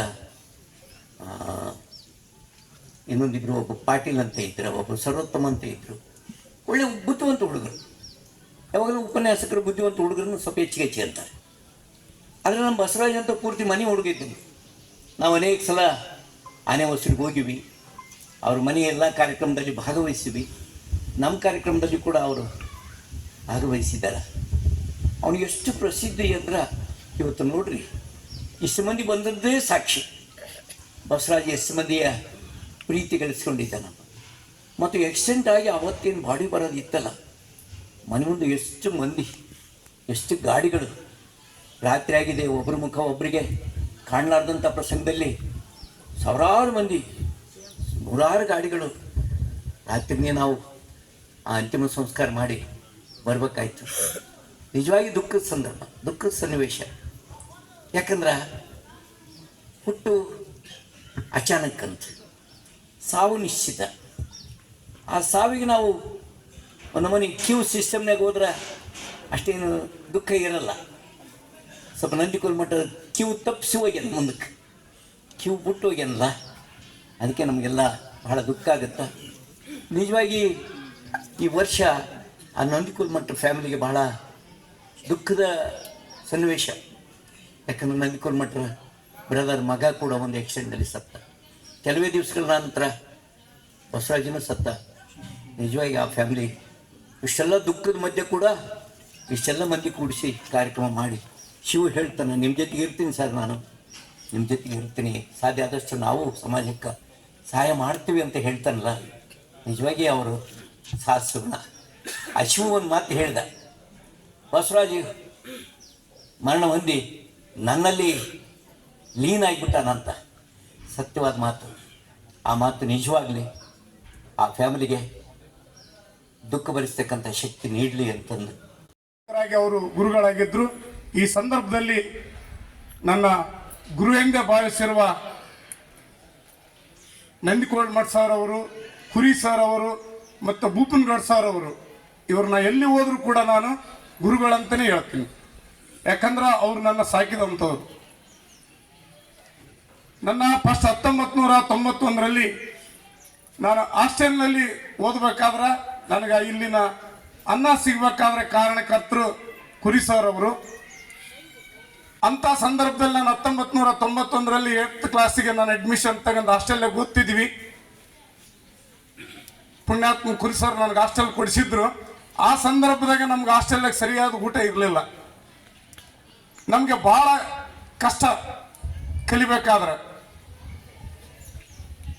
ಈ ರೇಷನ್ ಅಕ್ಕಿ, ರೇಷನ್ ಗೋಧಿ 2 ಒಪ್ಪತ್ತು ಊಟ ಸರಿಯಾಗಿ ಕೊಡ್ತಿರ್ಲಿಲ್ಲ. ಆ ಸಂದರ್ಭದಾಗ ನಾವು ಹಾಸ್ಟೆಲಲ್ಲಿ ಸ್ಟ್ರೈಕ್ ಮಾಡ್ಬೇಕಂತ ಹೋದ್ವಿ. ಹಾಸ್ಟೆಲಲ್ಲಿ ಸ್ಟ್ರೈಕ್ ಮಾಡ್ಬೇಕಂತ ಹೋದಂಥ ಸಂದರ್ಭದಾಗ ನಾವು ಸ್ಟ್ರೈಕ್ ಮಾಡ್ತೀವಿ, ಇಲ್ಲಿಂದ ಕಳಿಸಿಬಿಡ್ತಾರ, ಮುಂದೆ ಯಾರು ಅದನ್ನು ನಮ್ಗೆ ಇದನ್ನು ಮಾಡಿಸಿಕೊಡ್ತಾರಂತ ಪ್ರಶ್ನೆ ಬಂತು. ಆ ಸಂದರ್ಭದಾಗ ನಾವು ಹಾಸ್ಟೆಲ್ ಹುಡುಗರೆಲ್ಲರೂ ಇಲ್ಲ, ನಂದಿಕೋಲ್ ಮಠ ತಾತ ಇದನ್ನಲ್ಲ, ಅವ್ರ ತಕ್ಕ ಹೋಗೋಣ, ಪತ್ರಿಕೆ ಕೊಡೋಣ, ಪತ್ರಿಕೆಗೆ ಬರೆದ್ರಂದ್ರೆ ಈ ವ್ಯವಸ್ಥೆ ಸರಿ ಆಗುತ್ತೆ, ಪತ್ರಿಕೆಗೆ ಬಂತಂದ್ರೆ DC AC ತಹಶೀಲ್ದಾರ್ ನೋಡ್ತಾರ, ಹಾಸ್ಟೆಲಿಗೆ ಬರ್ತಾರ ಅಂತಕ್ಕಂಥದ್ದು.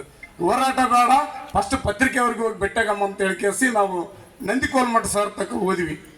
ಎಲ್ಲ ಹಾಸ್ಟೆಲ್ ಹುಡುಗರು ಹೋದ್ವಿ. ಸರ್ ನಾನು ಪರಶುರಾಮ್ ನಗನೂರ್ ಅಂತೇಳಿ ನಾವೆಲ್ಲ ಹುಡುಗರನ್ನ ಕರ್ಕೊಂಬಂದಿವಿ, ನಮ್ಗೆ ಹಾಸ್ಟೆಲಲ್ಲಿ ವ್ಯವಸ್ಥೆ ಸರಿಗಿಲ್ಲ ಅಂತ ಹೇಳಿದ್ವಿ. ಏನಾಗ್ಯದ ಅಂತಂತಂದ್ರು ಅವರು.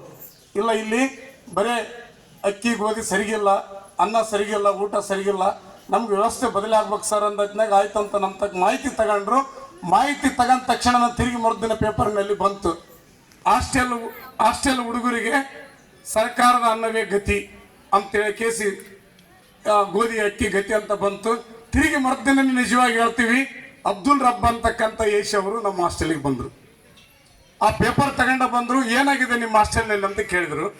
ಇಲ್ಲ ಸರ್, ಹಿಂಗ ನಮ್ಗೆ ಈ ರೇಷನ್ ಅಕ್ಕಿ ಸರಿಗಿಲ್ಲ, ಗೋಧಿ ಹಂಗೆ 1-2 ಕಾಳು ಇರ್ತಾವ, ಉಪ್ಪಿಟ್ಟು ಕೊಡ್ತಾರೆ, ಸರಿಗಿಲ್ಲ ಅಂದಾಗ ಇಮಿಡಿಯೇಟ್ಲಿ ನಮ್ಗೆ ಆ ಪತ್ರಿಕೆಯನ್ನು ತಗೊಂಡು ಬಂದು ನೀವು ನಮ್ಮ ತಕ್ಕ ಹೇಳ್ಬೇಕಾಗಿತ್ತು, ಪತ್ರಿಕೆ ಅವ್ರ ತಕ್ಕ ಯಾಕೆ ಹೋದ್ರಿ ನೀವು ಅಂತಕ್ಕಂಥ ಮಾತು ಹೇಳಿದ್ರು ಯೇಶ್ ಅವರು.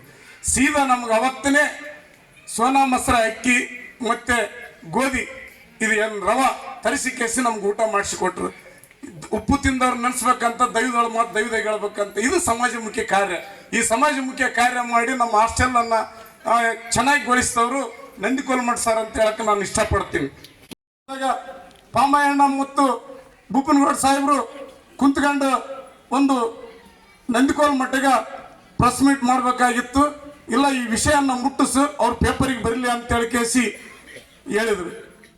ಅಂದೈತ್ನಾಗ ಸರ್ ಅವರು BJP ಪಕ್ಷದಲ್ಲಿ ಓಡಾಡ್ತಾರ, ಮತ್ತು ಇಂಥವೇನು ಸುದ್ದಿ ಮಾಡ್ತಾರ ಇಲ್ಲ ಅಂದೆ.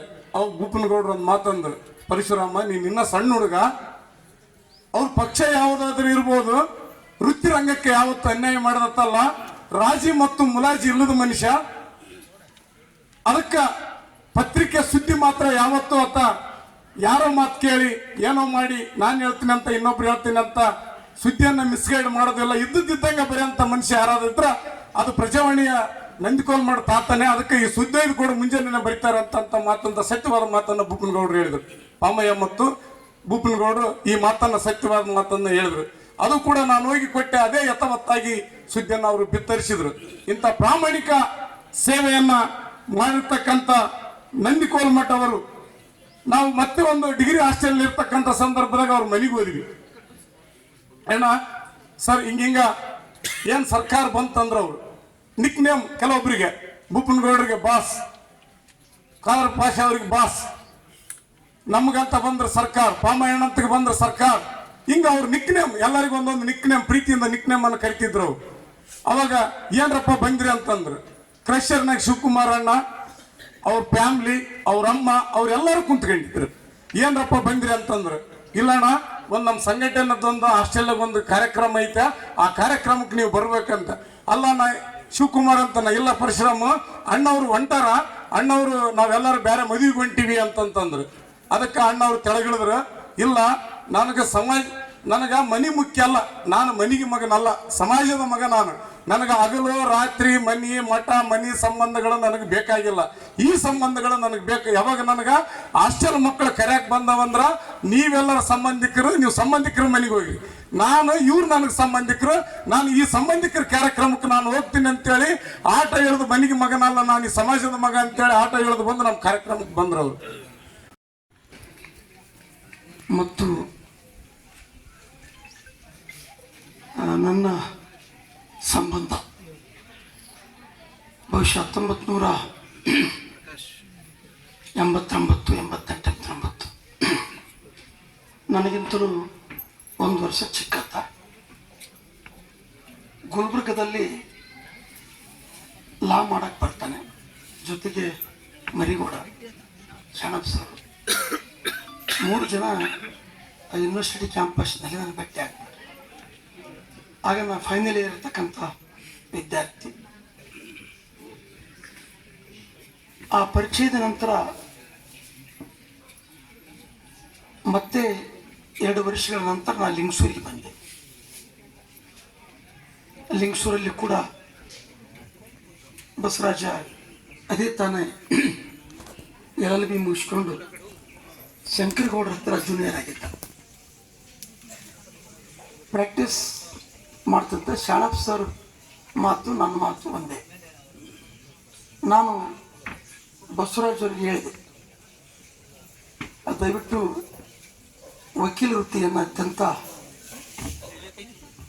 ತಗೋರಿ, ಪತ್ರಕರ್ತರಾಗಬೇಕು ಅಂತಕ್ಕಂಥ ಅಪೇಕ್ಷೆಯಲ್ಲಿ ಅವರು ಈ ಪತ್ರಿಕಾ ರಂಗಕ್ಕೇ ಹೆಚ್ಚಿನ ಮಹತ್ವವನ್ನು ಕೊಟ್ಟು ಕೆಲಸ ಮಾಡಿದರು. ಒಟ್ಟಾರೆ ವ್ಯಕ್ತಿತ್ವ ನ್ಯಾಯ ನಿಷ್ಠುರಿ, ದಾಕ್ಷಿಣ್ಯ ಪರ ನಾನಲ್ಲ ಅನ್ನುವ ನಿಲುವಿನಲ್ಲಿ ಕೆಲಸ ಮಾಡಿದಂಥ ವ್ಯಕ್ತಿ. ಬಹಳಷ್ಟು ಸಾರಿ ಪತ್ರಿಕೆಯ ಮೂಲಕ ಈ ಭಾಗದ ಹಲವಾರು ಜ್ವಲಂತ ಸಮಸ್ಯೆಗಳನ್ನು ಪ್ರಕಟಿಸಿ ವರದಿ ಮಾಡಿ ಜನಮುಖಿಯಾಗಿ ಕೆಲಸವನ್ನು ಮಾಡಿದಂಥ ವ್ಯಕ್ತಿ. ಜೊತೆಗೆ ಗೆಳೆಯರ ಬಳದೊಟ್ಟಿಗೆ ಕೂಡಿಕೊಂಡು ಸಂಘಟನಾತ್ಮಕವಾಗಿ ಸಾಕಷ್ಟು ಚರ್ಚೆಗಳನ್ನು, ಆ ಚರ್ಚೆ ಮಾಡೋದಕ್ಕೆ ಒಂದು ಕಟ್ಟಿ ಮಾಡಿದ್ರು ಅವರು. ಅದಕ್ಕೆ ಯಾವ ಕಟ್ಟೆ, ಆ ಕಟ್ಟಿ ಬಳಗ ಅಂತ ಕರಿತಿದ್ರು. ನಾನು ಅದರಲ್ಲಿ ಇದ್ದಿಲ್ಲ, ನಾವು ಹೊರಗೆ ಕಂಡಾಗ ಅವ್ರು ನಾವು ಮಾತಾಡಬೇಕು. ಆ ಬಳಗದಲ್ಲಿ ಇರ್ತಿದ್ರು. ಮತ್ತು ಬೇರೆ ಬೇರೆ ಕಾರ್ಯಕ್ರಮಗಳಂತ ಬಂದರೆ ತಮ್ಮದೇ ಆದಂಥ ಒಂದು ವಲಯ ಇತ್ತು. ಅದನ್ನು ಸಂಘಟಿಸುವ ಮೂಲಕ ಭಾಳ ಚೆನ್ನಾಗಿ ಕಾರ್ಯಕ್ರಮಗಳನ್ನು ಆಯೋಜಿಸೋದು.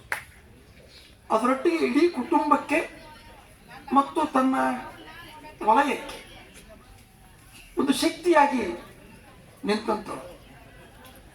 ಅಂಥ ವ್ಯಕ್ತಿ ಕುರಿತು ಹೆಚ್ಚೆಚ್ಚು ಮಾತನಾಡೋದೆಯಲ್ಲ, ನಮ್ಮ ಶಿಷ್ಯ ಪರಶುರಾಮ ಹೇಳಿದ ಹಾಗೆ ನಮಗೆ ಬಸವರಾಜ ನಂದಿಕೋಲ್ಮಠ ಹೋದ್ಮೇಲೆ ನನಗೆ ಅಮ್ಮನ ನೋಡೋಕ್ಕಾಗೋದು ಭಾಳ. ಯಾಕಂದ್ರೆ ನನ್ನ ಮನೆ ಅವ್ರ ಮನೆ ಒಂದತ್ತಲ್ಲಿದ್ದಾವೆ. ಬಸವರಾಜ ನನ್ನ ಸಂಬಂಧಕ್ಕಿಂತ ಹೆಚ್ಚು ನಮ್ಮ 2 ಮನೆಗಳ ಸಂಬಂಧ ಭಾಳ. ನಿತ್ಯವೂ ಅಮ್ಮನ್ನ ನೋಡುವಾಗಲೆಲ್ಲ ನನಗೆ ಕಳು ಚೂರು ಅಂತದೆ. ಏಕಕಾಲಕ್ಕೆ ಒಂದು ಮನಿ ಎರಡು ಆಘಾತಗಳನ್ನು ಸಹಿಸಿ ನಿಲ್ಲದಿದೆಯಲ್ಲ, ಇದು ಯಾವ ಕುಟುಂಬಕ್ಕೂ ಬರಬಾರದು. ಬಹಳ ಕಷ್ಟ. ಹಿರಿಯ ಅಣ್ಣನ ಮಗ ಅಣ್ಣನನ್ನ ಹೇಗೋ ಬದಿಸ್ಕೊಂಡ್ರು ಎಲ್ಲರೂ ಕೂಡಿ. ಬಹಳ ಕಷ್ಟ ಇತ್ತು. ಪವಾಡ ಸದಸ್ಯವಾಗಿ ಬೆಳಕು ಬಿಟ್ಟ. ತಾತನು ಕೂಡ ಆತನ ಬಹಳ ದಿನ ರಕ್ಷಣೆ ಮಾಡಿಕೊಂಡು ಉಳಿಸಲು.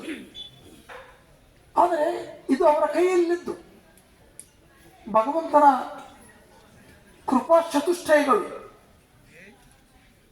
ಅಲ್ಲಿ ಆಗಲೇ ಇಲ್ಲ. ಶಿವಕುಮಾರ್ ಅಂದ ಹಾಗೆ ದೇವರಿದಾನೋ ಇಲ್ಲೋ ಈ ಪ್ರಶ್ನೆಗಳಲ್ಲ. ಒಟ್ಟು ಸಾವುಗಳು ಮನುಷ್ಯ ಬದುಕಿನ ಸಹಜ ಕ್ರಿಯೆಗಳು. ಆದರೆ ಸಾಯುವಾಗ ಸಾಯಬೇಕು, ಹುಟ್ಟುವುದು ನಮ್ಮ ಕೈಯಲ್ಲಿಲ್ಲ, ಅದು ಆಕಸ್ಮಿಕ. ಆದರೆ ಸಾಯುವುದಿದೆಯಲ್ಲ, ಅದಕ್ಕೊಂದು ಚೌಕಟ್ಟಿದೆ. ಆ ಚೌಕಟ್ಟನ್ನು ಮೀರಿ ಸತ್ತಾಗ ಸಾಕಷ್ಟು ನೋವು ಕುಟುಂಬಕ್ಕಾಗುತ್ತೆ, ಗೆಳೆಯರಿಗಾಗುತ್ತೆ, ನಂಬಿದವರಿಗಾಗುತ್ತೆ, ಹಡದವರಿಗಂತೂ ಮಿಕ್ಕಿ ಆಗುತ್ತೆ. ಅದನ್ನು ಹೆಚ್ಚೆಚ್ಚು ಹೇಳೋದಂದ್ರೆ ಹೆಚ್ಚೆಚ್ಚು ತೋಡಿಕೋಬಾರ್ದು. ನಾನು ಮಾಂತೇಶಿಗೆ ವಿನಂತಿಯನ್ನು ಮಾಡಿಕೊಂಡು, ದಯವಿಟ್ಟು ಇನ್ನು ಮೇಲೆ ಕಣ್ಣೀರಿನ ಮೂಲಕ ಆತನ ಪುಣ್ಯಸ್ಮರಣೆಯನ್ನು ಮಾಡಬೇಡ, ಅದು ಬೇಕಾಗಿಲ್ಲ, ಹಂಗಾಗಬಾರ್ದು ಕೂಡ. ವಿಧಾಯಕವಾದಂಥ ಅರ್ಥಪೂರ್ಣ ಕಾರ್ಯಕ್ರಮವನ್ನು ಮಾಡಿ. ಮಹಾಂತೇಶ್ ಅತ್ಯಂತ ಸೃಜನಶೀಲ ವ್ಯಕ್ತಿ. ಬಹುಶಃ ನಮ್ಮ ಜಿಲ್ಲೆಯಲ್ಲಿ ಒಂದು ಶಿಕ್ಷಣ ರಂಗದಲ್ಲಿ ಅಷ್ಟು ಬದ್ಧತೆಯಿಂದ ಸೃಜನಾತ್ಮಕವಾಗಿ ಕೆಲಸ ಮಾಡುವ ಶಕ್ತಿ ನಮ್ಮ ಮಹಾಂತೇಶನಿಗಿದೆ. ಆತ ಮಾಡಬಲ್ಲ, ವಿ ಕ್ಯಾನ್ ಡೂ ಇಟ್. ಇವತ್ತು ಗ್ರಂಥಾಲಯಕ್ಕೆ ಹೆಸರಿಟ್ಟಿದ್ದಾನೆ. ಮಾವನ ಹೆಸರನ್ನು, ಅಳಿಯನ ಹೆಸರನ್ನ ಪ್ರಯೋಗಾಲಯ ಇಟ್ಟಿದ್ದಾನೆ.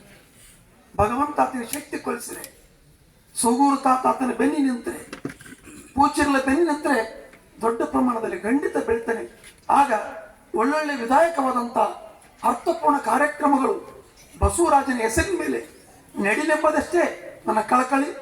ಅದರ ಅಮ್ಮಗ ಇಡೀ ಕುಟುಂಬಕ್ಕೆ ನಾನು ವಿನಂತಿ ಇಷ್ಟೇ, ಓದೋರು ಮರಳಿ ಬರೋದಿಲ್ಲ. ಇದ್ದವರೆಲ್ಲರೂ ಸಾಧ್ಯವಾದಷ್ಟು ಹೆಚ್ಚೆಚ್ಚು ಖುಷಿಯಿಂದಿರೋದಕ್ಕೆ ಪ್ರಯತ್ನ ಮಾಡಿ. ಓದೋರನ್ನು ನೆನೆಸಿಕೊಳ್ಳೋದ್ರಿಂದ ಏನೂ ಆಗೋದಿಲ್ಲ. ಯಾರು ಬರ್ತಾರೆ, ಯಾರು ಓದ್ತಾರೆ, ಯಾರ ಕೈಯಾಗಿಲ್ಲ. ಅದು ನಮ್ಮ ಕೈಯಲ್ಲಿ ಇಲ್ಲದ್ದು. ಓದದ್ದನ್ನು ಮತ್ತೆ ಮತ್ತೆ ಕೆಣಕೋದಲ್ಲ, ಅದು ಜೀವನ ಅಲ್ಲ. ಅದನ್ನು ಮರಿಬೇಕು. ಒಂದೊಂದು ಮನೆಗೆ ಆಗ ಆಘಾತಗಳಾಗುತ್ತವೆ. ಗೋನಾಳದಲ್ಲಿ ಒಂದು ಮನೆಗೆ ಒಂದೇ ವರ್ಷದಲ್ಲಿ 4 ಜನ ಅಣ್ಣ ತಮ್ಮರು ಸತ್ತೋಗ್ತಾರೆ. 4 ಜನ ವೀರೇಶ್ ಮೇರ್ನಾಳ್ ಗೋನಾಳ ಒಂದೇ ವರ್ಷ. ಎಲ್ಲ ಆರೋಗ್ಯವಂತರೇ, ವಿಧಿ ವಿಲಾಸಗಳಾಗಿರ್ತಾರೆ. ಅದು ಪರೀಕ್ಷೆಗಿರ್ತದೆ. ಒಮ್ಮೆ ಭಗವಂತನಲ್ಲಿ ಪ್ರಾರ್ಥನೆ ಮಾಡ್ತಾನೆ, ಆ ಕುಟುಂಬಕ್ಕೆ, ಗೌಡರ ಕುಟುಂಬ ಮತ್ತು ನಂದಿಕೋಲ್ಮಠ ಕುಟುಂಬ ಈ ದುಃಖವನ್ನು ಭರಿಸುವ ಶಕ್ತಿ ತಗೊಳ್ಳಿ. ಆತನ ನೆನಪಿನಲ್ಲಿ ಅರ್ಥಪೂರ್ಣ ಕೆಲಸ ಮಾಡುವ ಮೂಲಕ ನಂದಿಕೋಲ್ಮಠ ಹೆಸರನ್ನ ಚಿರಸ್ಥಾಯಿ ಉಳಿಸಿ ಅಂತೇಳಿ ಭಗವಂತನಲ್ಲಿ ಪ್ರಾರ್ಥಿಸ್ತಾನೆ. ಮಾತು ಸತ್ಯ. ನಾನು 2004ಕ್ಕೆ ಈ ಊರಿಗೆ ಟ್ರಾನ್ಸ್ಫರ್ ಆಗಿ ಬಂದೆ. ಟ್ರಾನ್ಸ್ಫರ್ ಆಗಿ ಬಂದಮೇಲೆ ನನಗಿಲ್ಲಿ ಹೊಸ ಪರಿಚಯ, ಊರ ಪಕ್ಕದಾಗಿದ್ರು ಕೂಡ ಪರಿಚಯ ತುಂಬ ಕಡಿಮೆ ಇತ್ತು. ನಂದಿಕೋಲ್ಮಠರವರು ಓದೋ ಮುಂದೆ, ಅವರು PG ಓದೋ ಮುಂದೆ ಪರಿಚಯ ಇದ್ರು. ಆದರೆ ಅದಕ್ಕಿಂತಲೂ ದೊಡ್ಡ ಸಂಬಂಧ ನಮ್ಮೂರಿಗೆ ಅವ್ರ ಅತ್ತಿನ ಕೊಟ್ಟಿತ್ತು. ಸಣ್ಣ ಹುಡುಗರಿದ್ದಾಗಲಿದ್ದರು ಇವ್ರು ನಮ್ಮೂರಿಗೆ ಬರ್ತಿದ್ರು. ಅವ್ರ ಸಂಬಂಧಗಳು ಊರಿನಲ್ಲಿದ್ದವು. ಅವರು ಬಹಳ ಬಾಯಿಸತ್ತವರು, ಒಳ್ಳೆಯವರಿದ್ರು. ಇವರು ಅವ್ರು ಚರ್ಮಸೇತಾತ್ನವರು. ಮುಂದೆ ಅದು ಏನೋ ಕೌಟುಂಬಿಕ ಸಮಸ್ಯೆಯಿಂದ ಅವ್ರು ದೂರ ಆಗಿದ್ರು, ಬರೋದು ಹೋಗೋದು ನಿಂತಿತ್ತು. ನಾನು ಯಾವಾಗ ಈ ಊರಿಗೆ ಬಂದ ಮೇಲೆ ಅವ್ರ ಸಂಬಂಧ ಜಾಸ್ತಿ ಆಯಿತು. ಕಟ್ಟಿಬಳಗ ಅನ್ನುವಂಥ ಅದ್ಭುತವಾದ ಒಂದು ವ್ಯವಸ್ಥೆಯನ್ನು ರೂಪಣೆ ಮಾಡಿಕೊಂಡಿದ್ದರು. ಶಿವಪ್ಪ ವಕೀಲರು, ನಂದಿಕೋಲ್ಮಠರವರು, ನಮ್ಮ ಶಾಣಗೌಡ ಬಸಾಪುರವರು, ರಮೇಶ್ ಶಾಸ್ತ್ರಿ ಅವರು, ನಮ್ಮ ಮಹಾದೇವಿ ತಾತ್ನವರು, ಚಲೈ ತಾತ್ನವ್ರು ಎಲ್ಲರೂ ಕೂಡ್ಕೊಂಡು ಕಟ್ಟೆ ಬೆಳಗಿತ್ತು. ರಾಜಾಯಿ ತಾತ್ನವ್ರ ಪರಿಚಯ ಇದ್ರು. ನಾವು ಅಲ್ಲಿಗೆ ಹೋದ್ವಿ. ಹೋದ್ಮೇಲೆ ಇಡೀ ಕುಟುಂಬವನ್ನು ಸೇರಿಸುವಂತಹ ದೊಡ್ಡ ಕೆಲಸವನ್ನು ಅವ್ರು ಮಾಡಿದರು. ಎಷ್ಟರ ಮಟ್ಟಿಗೆ ಅಂದರೆ ಇಡೀ ಊರಿನಲ್ಲಿ ಒಂದು ಹೊಸ ವಿಧಾಯಕ ಕೆಲಸಗಳನ್ನು ಮಾಡೋಕ್ಕೆ ಶುರು ಮಾಡಿದ್ವಿ ನಾವು. ವಿದ್ವಾಂಸರನ್ನು ಕರೆಸೋದು, ಸಂಗೀತಗಾರರನ್ನು ಕರೆಸೋದು, ಕಲಾವಿದರನ್ನು ಕರೆಸೋದು, ನಾಟಕಗಾರರನ್ನು ಕರೆಸೋದು, ಇಲ್ಲಿ ಮಾಂತೇಶ್ವರ ಸ್ಕೂಲನೇ ಇತ್ತು ನಮ್ಗೆ, ಅಲ್ಲಿ ಜಗಮೂರ್ತಿ ಅವರು ಅದ್ಭುತವಾಗಿರುವಂತಹ ವ್ಯವಸ್ಥೆನೇ ಇತ್ತು. ಹಿಂಗಾಗಿ ಇಡೀ ಊರಿನಲ್ಲಿ ಬೇಗ ನಾವು ಆತ್ಮೀಯರಾಗಿ ಹೋಗ್ಬಿಟ್ವಿ. ನಾನು ಒಂಟಿ ಅಂತ ಅನಿಸ್ಲೇ ಇಲ್ಲ, ಜಾತ್ಯತೀತವಾದ ಮನುಷ್ಯ ಆಗಿದ್ದ. ಎಲ್ಲ ಜಾತಿಯವರು ನಮ್ಮ ಕಟ್ಟೆ ಬಳಗದಲ್ಲೂ ಕೂಡ ಎಲ್ಲ ಜಾತಿಯವರು ಇದ್ರು. ಹಿಂಗಾಗಿ ಆತ್ಮೀಯತೆ ಅನ್ನೋಂಥದ್ದು ಬಹಳ ಆಪ್ತವಾಗಿ ನಾವು ಬೆಳೆಯೋದಕ್ಕೆ ಕಾರಣ. ಅಂಥ ಒಂದು ಕಟ್ಟೆ ಬಳಗದಲ್ಲಿ ಏನೋ ಒಂದು ಸಣ್ಣ ಪುಟ್ಟ ವ್ಯತ್ಯಾಸಗಳು ಬಂದರೂ ಕೂಡ ಚರ್ಚೆ ನಡೀತಿದ್ವು. ಎಂಥ ಚರ್ಚೆಗಳು ನಡೀತಿದ್ವು ಅಂದರೆ, ನಾನೊಬ್ಬ ಕನ್ನಡ ಮೇಷ್ಟ್ರಾಗಿರೋದ್ರಿಂದ ಕನ್ನಡದ ಘಟನೆಗಳನ್ನು ಹೇಳ್ತಿದ್ದೆ, ಇತಿಹಾಸದ ವಿಷಯಗಳು ಚರ್ಚೆಗೆ ಬರ್ತಿದ್ವು. ಬಂದಮೇಲೆ ಅತ್ಯಂತ ಪೂರ್ತಿ ಸಿಟ್ಟಿಗೆ ಬಡಿತನಪ್ಪ ಅನ್ನೋಷ್ಟರ ಮಟ್ಟಿಗೆ ಸಿಟ್ಟಿಗೆ ಬಂದ್ಬರ್ತಿತ್ತ ಕೆಲವೊಂದು ವಿಷಯಗಳನ್ನು. ಆದರೆ ಆತನ ಕಣ್ಣು ಮಾತ್ರ ಬಹಳ ಅದ್ಭುತವಾಗಿತ್ತು. ಆಮೇಲೆ ನಾವೆಲ್ಲರೂ ಎದ್ದು ಹೋದ್ಮೇಲೆ ಜಗಮೂರ್ತಿಗೆ ಅಲ್ಲ ನಾನು ಮಾತಾಡಬಾರ್ದಾಗಿತ್ತಲ್ಲ ಹಿಂಗೆ, ಬರ್ತಾರ ಸರ್ ಬರ್ತಾರೆ ಮುಂಜಾನೆ ಬಂದ್ಮೇಲೆ ಅವ್ರ ಜೊತೆ ನೀನು ಮಾತಾಡಂತ ಹೇಳುವಂಥ ಕೆಲಸ ನಮ್ಮ ಜಗಮೂರ್ತಿಯವರು ಅಧ್ಯಕ್ಷ ಸ್ಥಾನವನ್ನು ವಹಿಸ್ದಂಗೆ ಇರ್ತಿರ್ತಾವೆ. ಎಲ್ಲರಿಗೂ ಸರಿಯಾದ ರೀತಿಯಲ್ಲಿ ಬುದ್ಧಿ ಕಲಿಸುವ, ತಪ್ಪಿದವರಿಗೆ ಸರಿಯಾಗಿ ಹೇಳುವಂಥ ಮನುಷ್ಯ ಅವರು ಆಗಿದ್ರು. ನಿಜವಾಗಿಯೂ ನಾನು ಅದಕ್ಕೆ ಹೇಳೋದು, ನಮ್ಮ ಕಟ್ಟೆ ಬಳಗದ ಸದಸ್ಯರು ಎಷ್ಟು ಜನರಿದ್ದೀವಿ ಅವರೆಲ್ಲರೂ ನಿಜವಾಗಿ ಬಡವಾಗಿ ಹೋಗ್ಬಿಟ್ಟು ನಾವು ಇವ್ರನ್ನ ಕಳ್ಕೊಂಡು. ಮತ್ತು ಅಷ್ಟೇ ಸಿಟ್ಟಿನವರಿದ್ದರು. ಕೆಲವೊಂದು ಸಂದರ್ಭದಲ್ಲಿ ಸ್ವಲ್ಪ ಬಾಯಿ ತಪ್ಪಿ ಮಾತು ಆಡ್ತಿದ್ರು. ಕಾರಣ ಏನಂದರೆ, ಯಾವ ಮನುಷ್ಯ ನಾನು ತಿಳ್ಕೊಂಡಿದ್ದೆ ಸತ್ಯ ಅಂತ ತಿಳ್ಕೊಂಡಿರ್ತಾನೋ ಅವ್ನಿಗೆ ಸ್ವಲ್ಪ ಸಿಟ್ಟು ಆಕ್ರೋಶ ಜಾಸ್ತಿ ಬರುತ್ತೆ. ಯಾವ ಮನುಷ್ಯನಿಗೆ ಇಲ್ಲ ನನಗಿಂತಲೂ ಪ್ರಪಂಚ ದೊಡ್ಡದೊಂದಿದೆ, ನಾನು ಈ ಪ್ರಪಂಚದ ಒಂದು ಸಣ್ಣ ಕಣ ಅಂತ ತಿಳ್ಕೊಂಡವನು ಇರ್ತಾನಲ್ಲ, ಅವನು ಎಲ್ಲರ ಜೊತೆಗೂ ಪ್ರೀತಿನ ಬೆರಿತಾನೆ. ಬಟ್ ಅವ್ರು ನಾನು ರ್ಯಾಪಿಡ್ ಆಗಿ ಇದನ್ನ ಡೆವಲಪ್ಮೆಂಟ್ ಮಾಡ್ಬೇಕು, ಇದು ಆಗ್ಲೇಬೇಕನ್ನೋಂಥ ಸ್ವಭಾವ ಇದ್ದಿದ್ದರಿಂದ ಬಹುಶಃ ಅವ್ರಿಗೆ ಸಿಟ್ಟು ಬರ್ತಿತ್ತ ಏನೋ. ಸಿಟ್ಟು ಬಂದರೂ ಕೂಡ ಮನಸ್ಸು ಬಹಳ ದೊಡ್ಡದಿತ್ತು. ಅದು ಏನೇ ಆಗಲಿ ಇಂಥ ಒಬ್ಬ ವ್ಯಕ್ತಿ ಹೋಗಿತ್ತಂತೂ ನಿಜವಾಗಿ ಇಡೀ ನಿಮಗೆ ಎಲ್ಲ ಸೇರಿದ್ದನ್ನು ನೋಡಿದ್ರೆ, ಅವತ್ತು ಅವ್ರು ತೀರ್ಕೊಂಡ ದಿವಸ ಬಂದಿರತಕ್ಕಂಥ ಮಂದಿಯನ್ನು ನೋಡಿದರೆ ಆತ ಎರಡೂ ದೃಷ್ಟಿಯಿಂದಲೂ ಅತ್ಯಂತ ಆಪ್ತವಾದ ಮನುಷ್ಯ ಆಗಿದ್ದ. ಒಂದು ಹೃದಯ ಶ್ರೀಮಂತಿಕೆಯಿಂದ, ಇನ್ನೊಂದು ಬರಹದ ಮುಖಾಂತರವಾಗಿ. ಯಾವುದಾದ್ರೂ ಒಂದು ಮಣ್ಣೆತ್ತಿನ ಮಸಿ ಯಾವುದೋ ಹಬ್ಬ ಹರಿದಿನಗಳು ಬಂದರೆ ಏನ್ರಿ ಇದು ಎಲ್ಲಿದ್ದು ಬರ್ತ ಘಟನೆ ಅಂತ ಕೇಳ್ತಿದ್ರು. ನಾನು ಆಗಿಂದಲೇ ತಪ್ಪು ಹೇಳಿದ್ರು ಮತ್ತೆ ಇದು ಹಂಗಲ್ದ್ರೆ ಅಂತ ಹೇಳ್ತು. ನಾವು ರೆಫರೆನ್ಸ್ ಆ ಟೆಕ್ಸ್ಟ್ ಬುಕ್ಗಳನ್ನು ರೆಫರ್ ಮಾಡಿ ಹೇಳಿದಾಗ ಅಲ್ಲಿ ನಮ್ದು ಬಾಕ್ಸ್ನಲ್ಲಿ ಬಳಸಿಕೊಳ್ತಿದ್ದ ನಮ್ಮ ಹೆಸರನ್ನು. ಹಿರಿಯ ವಿದ್ವಾಂಸರು, ಸಾಹಿತಿಗಳು, ಕವಿ. ಅವರೇ ನಮ್ಮ ಹಿರಿಯ ವಿದ್ವಾಂಸರು, ಸಾಹಿತಿಗಳು, ಕವಿಗಳಂತ ಗುರುತಿಸಿದ್ದೇವೆ.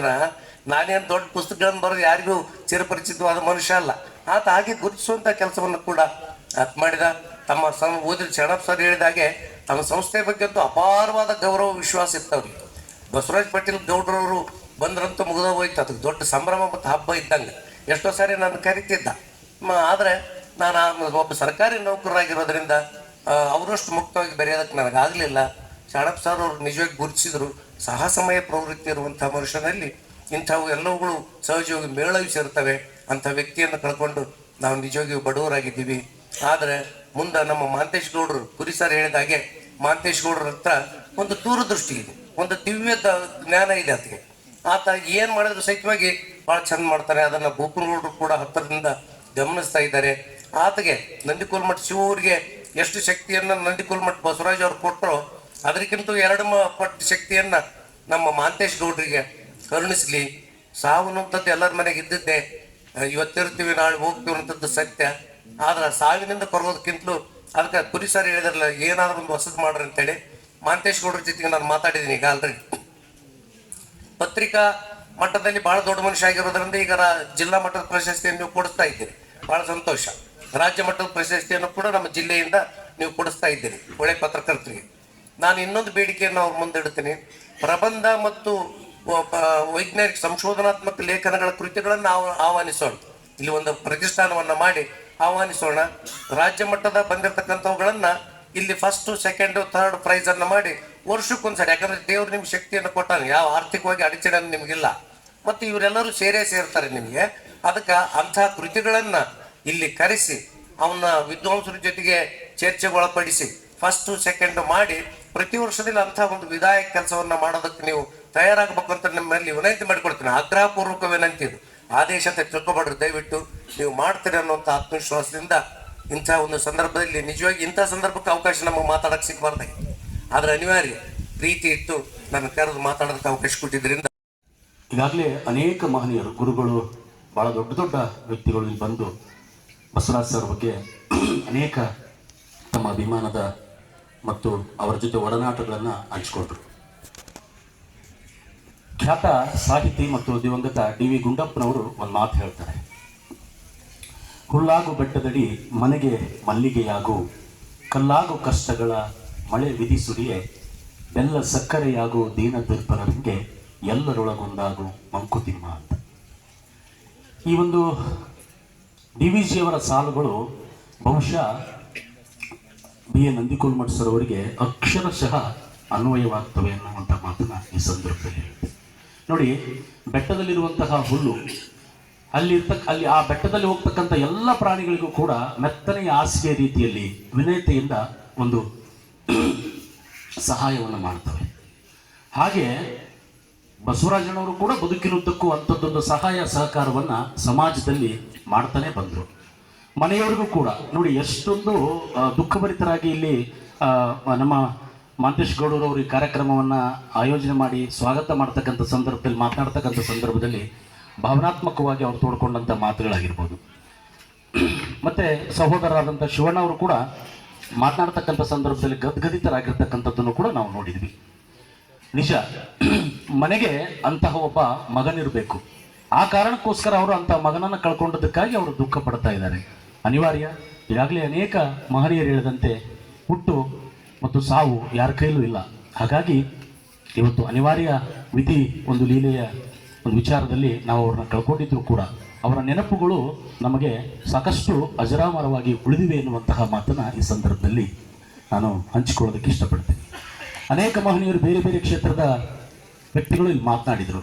ಹಾಗಾಗಿ ಪತ್ರಿಕಾ ಕ್ಷೇತ್ರದಿಂದ, ಪತ್ರಿಕೋದ್ಯಮ ಕ್ಷೇತ್ರದಿಂದ ಒಬ್ಬ ಪತ್ರಕರ್ತನಾಗಿ ನಾನು ಕೂಡ ಒಂದಷ್ಟು ವಿಚಾರಗಳನ್ನು ಅವರ ಜೊತೆಯ ಒಡನಾಟಗಳನ್ನು ಹಂಚಿಕೊಳ್ಬೇಕು ಅನ್ನುವಂತಹ ಅಭಿಲಾಷೆಯಿಂದ ಇವೆಲ್ಲರೂ ಹೇಳಿದರು. ನಮ್ಮ ಶರಣಪ್ಪ ಸರ್ ಅವರು 84ರಲ್ಲಿ VCP ಕಾಲೇಜ್ಗೆ ವಿದ್ಯಾರ್ಥಿಯಾಗಿ ಬಂದರು ಅಂತ. ನಾನು ಹುಟ್ಟಿದ್ದು 85.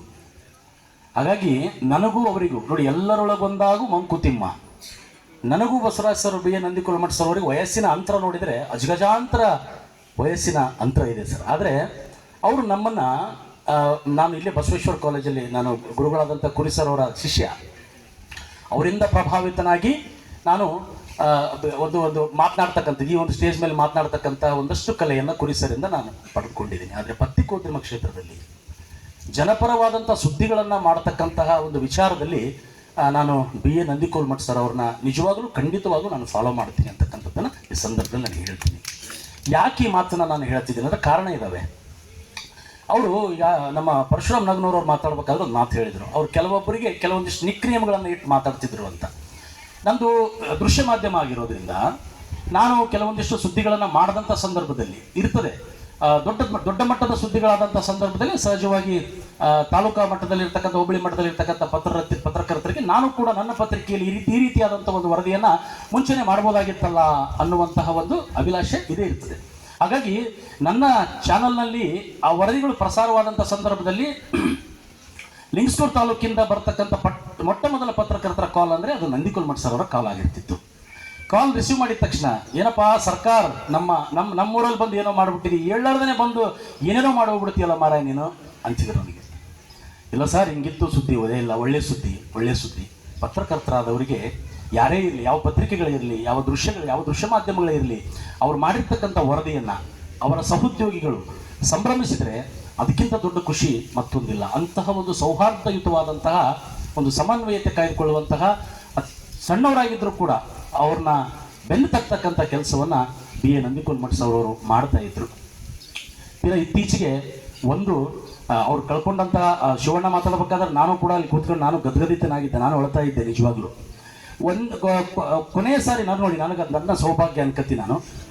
ಬದುಕಿನ ಯಾನದಲ್ಲಿ ಯಾರಾದರೂ ಆಗಿರ್ಬೋದು, ಕಲಿಸಿದಂಥ ಗುರುವೇ ಗುರು ಅಂತಲ್ಲ, ಬದುಕಿನ ಯಾನದಲ್ಲಿ ನಾವು ನಡೀತಕ್ಕಂಥ ಸಂದರ್ಭದಲ್ಲಿ ನಾವೇನಾದರೂ ತಪ್ಪು ಸರಿಗಳನ್ನು ಮಾಡ್ತಕ್ಕಂಥ ಸಂದರ್ಭದಲ್ಲಿ ಸಣ್ಣದಾಗಿ ತಿದ್ದಿ ಒಂದು ಮಾತನ್ನು ಹೇಳಿ ನಮ್ಮನ್ನು ಸರಿದಾರಿಗೆ ತೆಗೆದುಕೊಂಡು ಬಂದರೂ ಕೂಡ ಅವರನ್ನು ಕೂಡ ನಾವು ಗುರುಗಳಂತಲೇ ಕಾಣಬೇಕು.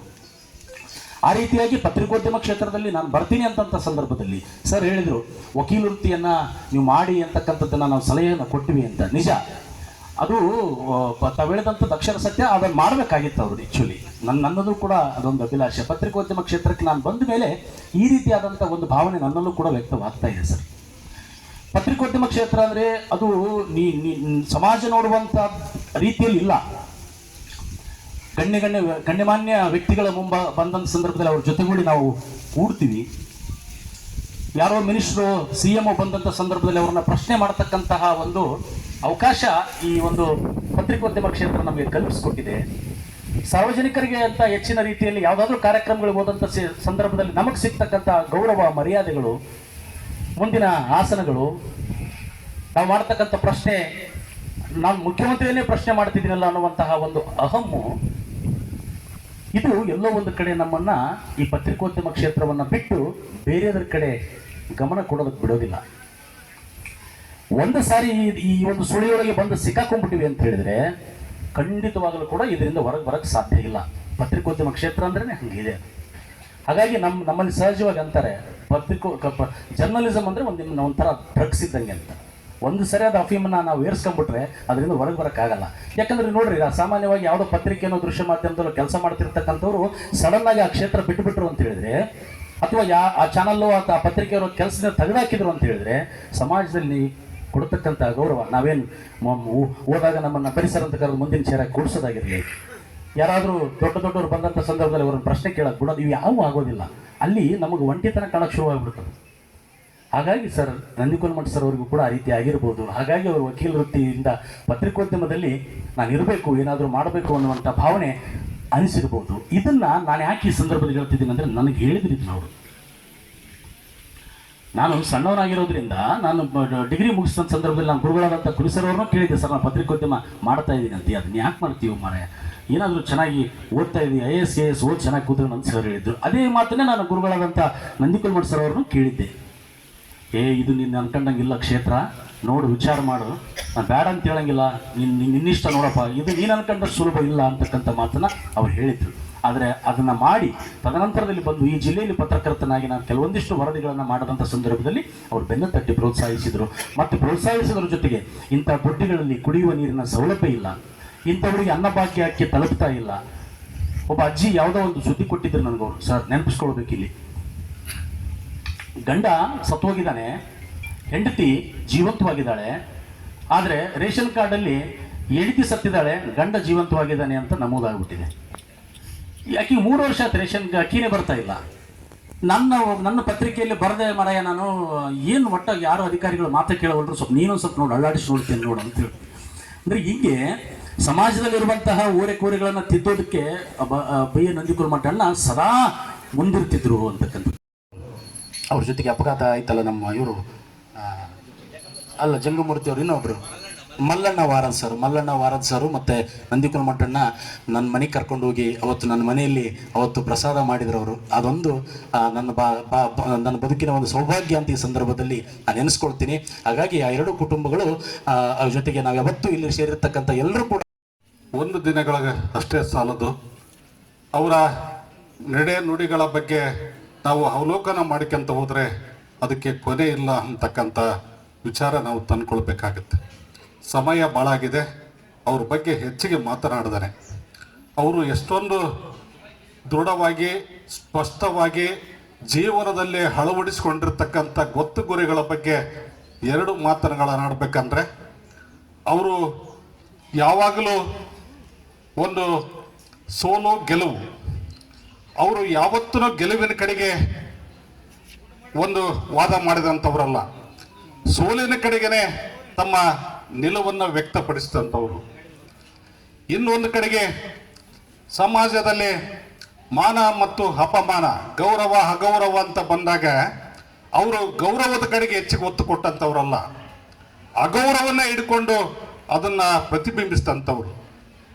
ಯಾವಾಗಲೂ ಸೋಲು ಗೆಲುವನ್ನು ಅವರು ಅತ್ಯಂತ ಸರಳವಾಗಿ ವಿಮರ್ಶಕವಾಗಿ ಅಳವಡಿಸಿಕೊಂಡಿರ್ತಕ್ಕಂಥ ವ್ಯಕ್ತಿತ್ವವರು. ನನಗೆ ಭಾಳಷ್ಟು ಆತ್ಮೀಯವಾಗಿ, ರಾಜಕೀಯವಾಗಿ ಮತ್ತು ಸಾಮಾಜಿಕವಾಗಿ ಅನೇಕ ಕಾರ್ಯಕ್ರಮಗಳನ್ನು ರೂಪಿಸಬೇಕಾದ್ರೆ ನನಗೆ ಭಾಳ ಸ್ಫೂರ್ತಿಯಾಗಿದ್ದರು. ಆದರೂ ಯಾವಾಗಲೂ ಅವರ ಚಿಂತನೆ, ಅವರ ಆಲೋಚನೆಗಳು ಯಾವ ರೀತಿ ಇದ್ದವು ಅಂದರೆ, ವೈಯಕ್ತಿಕವಾಗಿರ್ತಕ್ಕಂಥ ವಿಚಾರಗಳು ಅವರಲ್ಲಿ ಭಾಳಷ್ಟು ಇರ್ತಿರಲಿಲ್ಲ. ಯಾವಾಗಲೂ ನಮ್ಮ ಜೊತೆಗೆ ಮಾತಾಡಬೇಕಾದ್ರೆ ಸಾಮಾಜಿಕ ಚಿಂತನೆಗಳು ಯಾವಾಗಲೂ ಸ್ಫೂರ್ತಿಯಾಗಿರಬೇಕಾದಂಥ ಸಂದರ್ಭ ಇವತ್ತು ನಾವು ನೆನೆಸ್ಕೊಳ್ಬೇಕಾಗತ್ತೆ. ಯಾಕಂದರೆ ಬಸವರಾಜ ನಂದಿಕೋಲ್ಮಠ ಅವರು ಯಾವಾಗಲೂ ಸವಾಲಾಗಿ ತೆಗೆದುಕೊಳ್ಳುವಂಥವ್ರು, ಅವರ ಜೀವನದಲ್ಲೇ ಸೋಲು ಅಂತಕ್ಕಂಥದ್ದು ಒಪ್ಪಿಕೊಂಡಂಥವ್ರಲ್ಲ.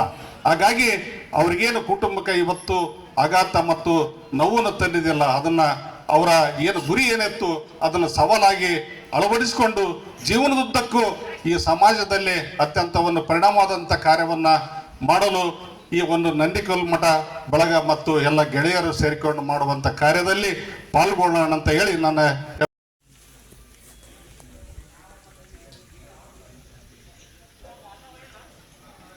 ಇಂದು ನಾನೊಬ್ಬ ದುರ್ದೈವಿ.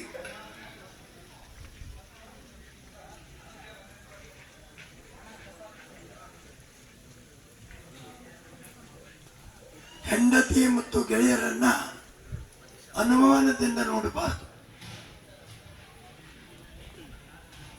ಈ ಎರಡು ಶಕ್ತಿಗಳನ್ನ ತಮ್ಮ ಜೀವನದಲ್ಲಿ ನಂಬಿಕೆಯನ್ನಿಟ್ಟುಕೊಂಡಾಗ ಅವರ ಜೀವನ ಸಾರ್ಥಕತೆಯನ್ನು ಪಡೆಯುತ್ತೆ.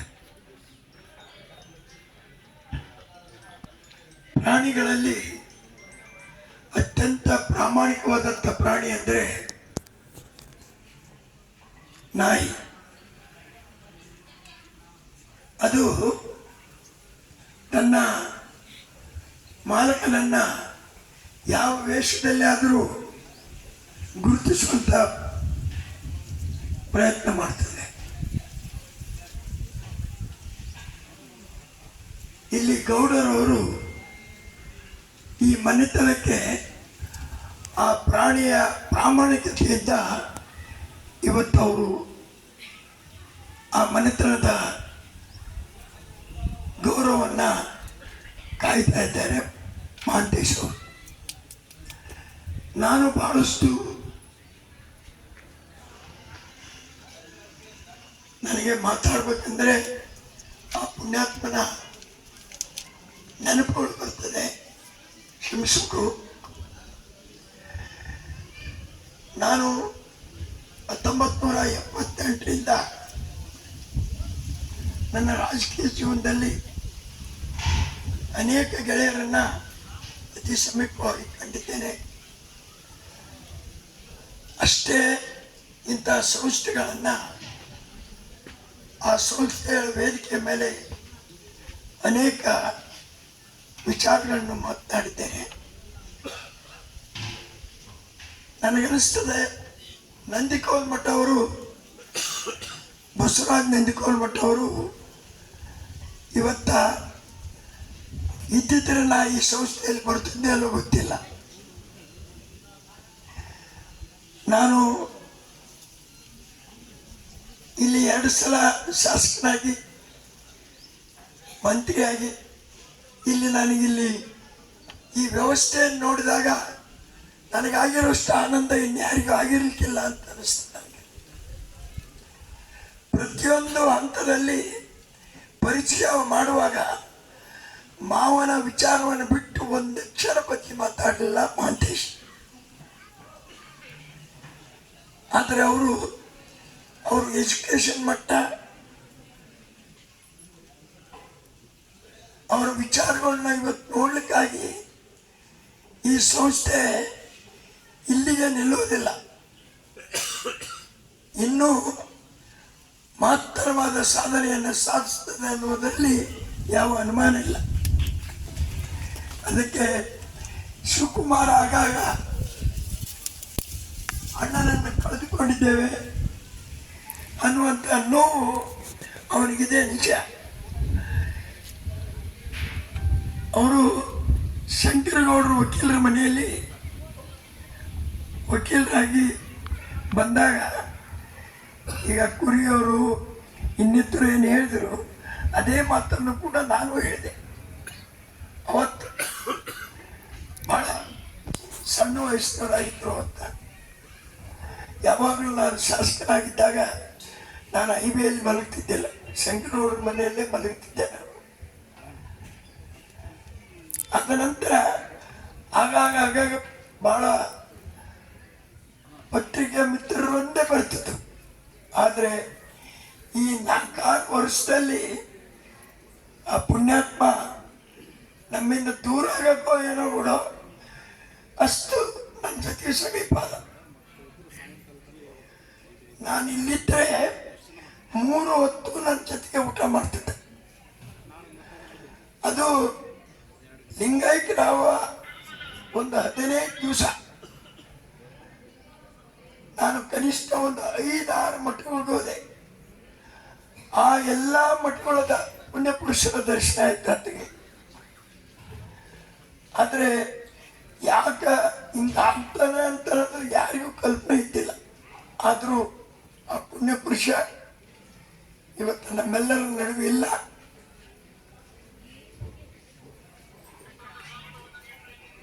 ಬದುಕಿದ್ದರೂ ಸುತ್ತವರಾಗಿರ್ತಾರೆ, ಆದರೆ ಅವರು ಲಿಂಗೈಕ್ಯರಾಗಿದ್ದರು ಬದುಕಿದಂಥ ಜೀವನವನ್ನ ಈ ಜನರಿಗೆ ಕೊಟ್ಟಿದ್ದಾರೆ. ಅದಕ್ಕೆ ಆ ಕುಟುಂಬಕ್ಕೆ ಅಂದು ಲಿಂಗೈಕ್ಯ ದಿವಸವನ್ನು ನಾನು ಮಾತು ಕೊಟ್ಟಿದ್ದೆ. ಇವತ್ತು ಕೂಡ ವೇದಿಕೆಯ ಮೇಲೆ ನನ್ನ ಜೀವನ ಪರ್ಯಂತರ ಆ ಕುಟುಂಬಕ್ಕೆ ನಾನು ನನ್ನ ಮಕ್ಕಳಿಗೂ ಕೂಡ ಈ ಕುಟುಂಬದ ಜೊತೆಗೆ ಒಳ್ಳೆಯ ಸಂಬಂಧ ಇಟ್ಕೊಳ್ರಿ ಅಂತ ಹೇಳುವಂಥ ಮಾರ್ಗದರ್ಶನ ಮಾಡ್ತೇನೆ. ಮಹಾಂತೇಶ್ವರಿಗೂ ಶಿವಕುಮಾರ್ ಅವ್ರಿಗೆ ಹೇಳ್ತೇನೆ, ನೀವು ಒಂಟಿ ಆಗಿಲ್ಲ. ಬಸವರಾಜ್ ನಂದಿಕೋಲ್ಮಠ ಶಿವಾದೇಂದ್ರಾಗಿದ್ದರೆ ಬಸವರಾಜ್ ಪಾಟೀಲ್ ಅನ್ವರಿ ಅವರು ನಿಮ್ಮ ಹಿರಿಯ ಅಣ್ಣನಾಗಿ ನಿಮ್ಮ ಜೊತೆಗೆ ಇರ್ತಾನೆ ಅಂತ ಹೇಳಿ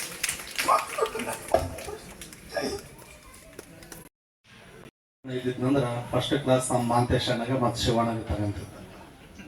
ಶಿವ ಸ್ವಲ್ಪ ಬಾಯಲ್ಲಿ ಒಂಚೂರು ಕೆಲಸ ಆಯ್ತು ಅಂತೇಳಿ, ಇಲ್ಲ ಮಾಂತೇಶ ಬಾಯಲ್ಲಿ ಒಳಗೊಂಚೂರು ಬಾ ಅಂತೇಳಿ ಬುದ್ಧಿಗಿದ್ದು ಎಲ್ಲಿಟ್ಟಿರಿ 2 ಗಂಟೆ ಆಗೈತಿ. ಇನ್ನು ಇಷ್ಟೊತ್ತಾದ್ರೆ ಕಾರ್ಯಕ್ರಮ ಮಾಡಕತ್ತಿರಲ್ಲ, ಮುಂದೆ ಕುಂತವ್ರ ಪರಿಸ್ಥಿತಿ ಏನಂತೇಳಿ ಕೇಳಿ ಅವ್ರಿಬ್ರಿಗೆ ಫಸ್ಟ್ ಕ್ಲಾಸ್ ತಗೊಂತದ್ದು.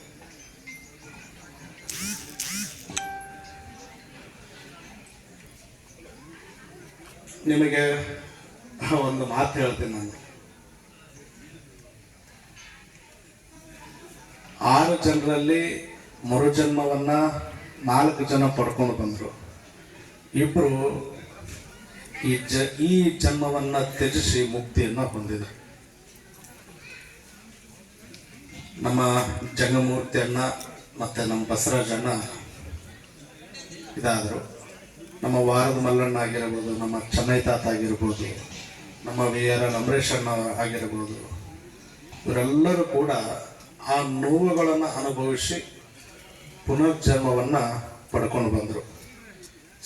ಅಲ್ಪ ಸ್ವಲ್ಪ ನೋವುಗಳಾಗಿರ್ತಕ್ಕಂಥದ್ದಂದ್ರೆ ನಮ್ಮ ಮಲ್ಲಿಕಾರ್ಜುನ್ ನಾಡಗೌಡ ಅವರು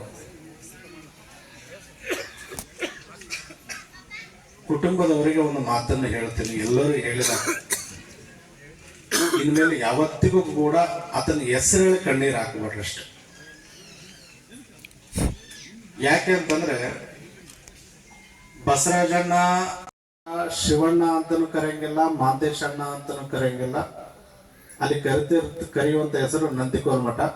ಆ ನಂದಿಕೋಲ್ ಮಠ ಅಂತಂದಾಗ ನೀವೆಲ್ಲರೂ ಕೂಡ ಬಸವರಾಜ ಅಣ್ಣನವರೇ ಆಗಿರ್ತೀರಿ. ಅದಕ್ಕೆ ಯಾರೂ ಕೂಡ ಇನ್ನು ಮೇಲೆ ಕಣ್ಣೀರು ಹಾಕ್ಬಾಡ್ರಿ ಅಂತಕ್ಕಂಥ ಒಂದು ಮಾತನ್ನ ನಮ್ಮೆಲ್ಲ ಕುಟುಂಬದವ್ರಿಗೆ ಹೇಳ್ತೀನಿ ನಾನು.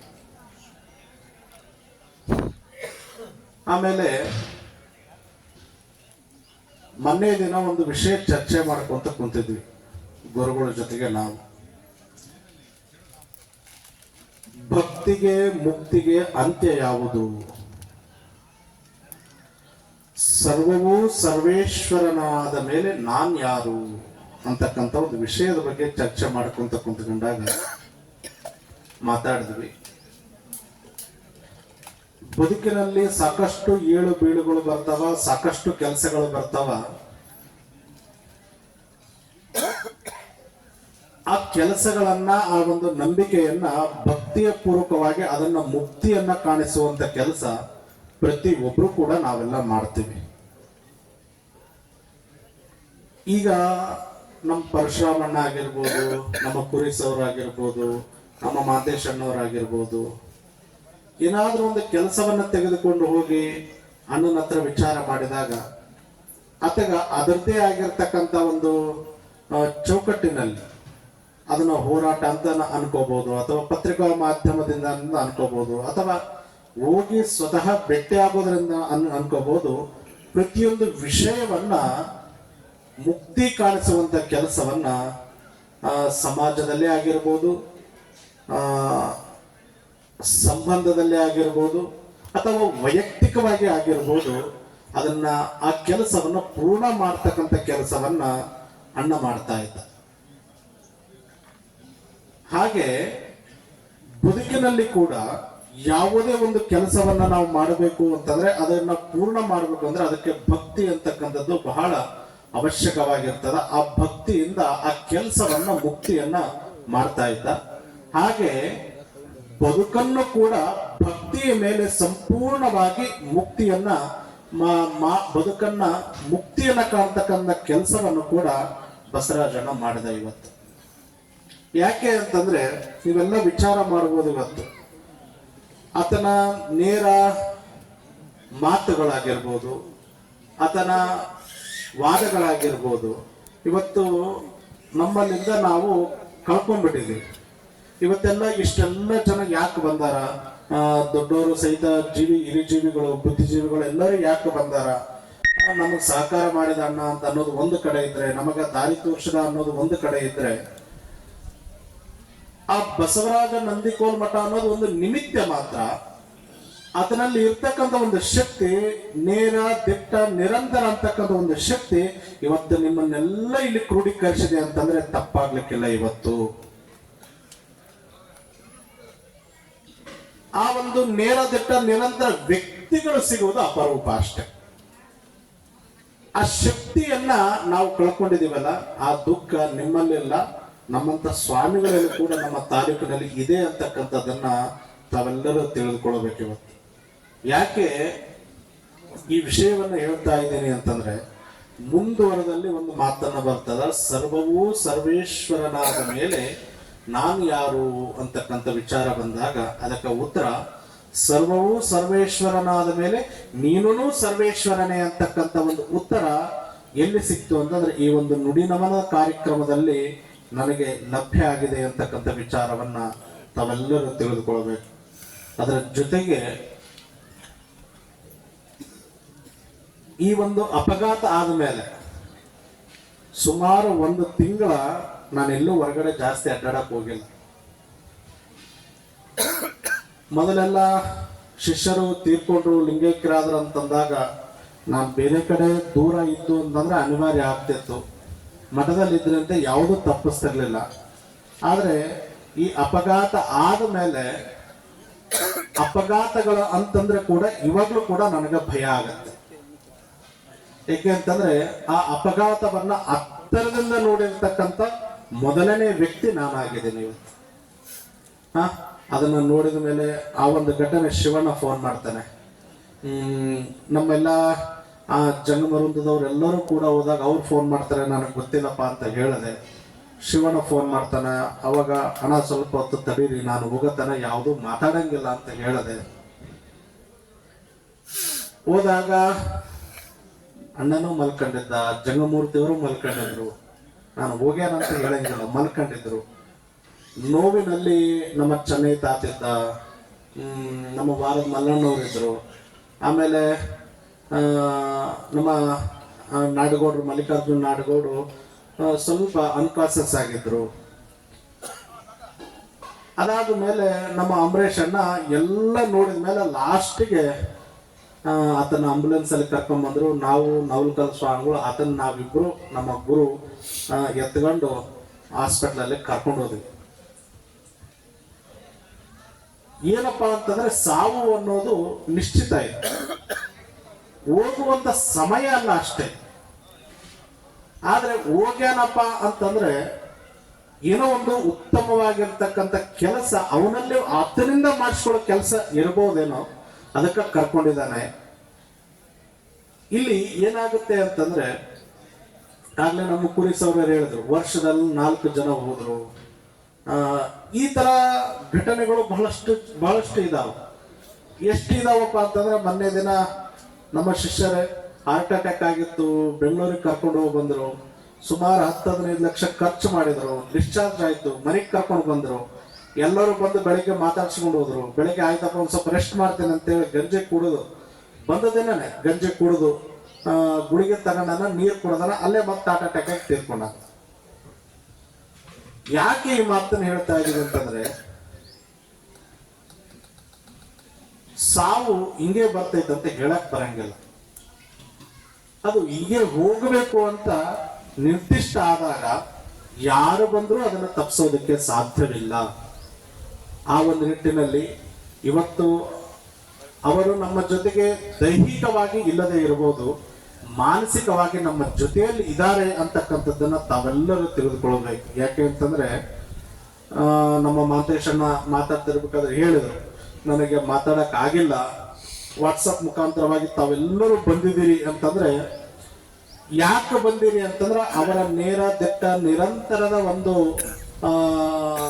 ಒಂದು ಏನಿದೆಯಲ್ಲ ಆ ಒಂದು ಶಕ್ತಿ ನಿಮ್ಮನ್ನೆಲ್ಲ ಕ್ರೋಢೀಕರಿಸಿ ಇಲ್ಲಿ ತನಕ ಕರ್ಕೊಂಡು ಬಂದು ಉತ್ತಮವಾಗಿರ್ತಕ್ಕಂಥ ಈ ಒಂದು ನುಡಿನಮನ ಕಾರ್ಯಕ್ರಮ ಸಾರ್ಥಕತೆ ಮುಖಾಂತರವಾಗಿ ಲೈಬ್ರರಿ ಆಗಿರ್ಬೋದು, ಪ್ರಯೋಗಾಲಯ ಆಗಿರ್ಬೋದು, ಇವತ್ತು ಅವರ ಹೆಸರಿನ ಮುಖಾಂತರವಾಗಿ ಇವತ್ತು ಪ್ರಾರಂಭಗೊಂಡಿದೆಯಲ್ಲ, ಅದಕ್ಕೆ ಸಾಕ್ಷೀಭೂತರಾಗಿ ನೀವೆಲ್ಲ ಇದ್ದೀರಿ ಅಂತಂದ್ರೆ ಇವತ್ತು ನಂದಿಕೋಲ್ ಮಠ ನಮ್ಮ ಜೊತೆಗೆ ಬಸವರಾಜಣ್ಣ ಇಲ್ಲ ಅಂತ ಅನ್ನೋದಕ್ಕಿಂತನೂ ನಮ್ಮ ಜೊತೆಗೆ ನಿಮ್ಮೆಲ್ಲರ ರೂಪದಲ್ಲಿ ಇದ್ದಾನೆ ಅಂತಂದ್ರೆ ಅತಿಶಯೋಕ್ತಿ ಆಗ್ಲಿಕ್ಕಿಲ್ಲ ಅಂತಕ್ಕಂಥ ವಿಚಾರವನ್ನ ತಾವೆಲ್ಲರೂ ತಿಳಿದುಕೊಳ್ಬೇಕು.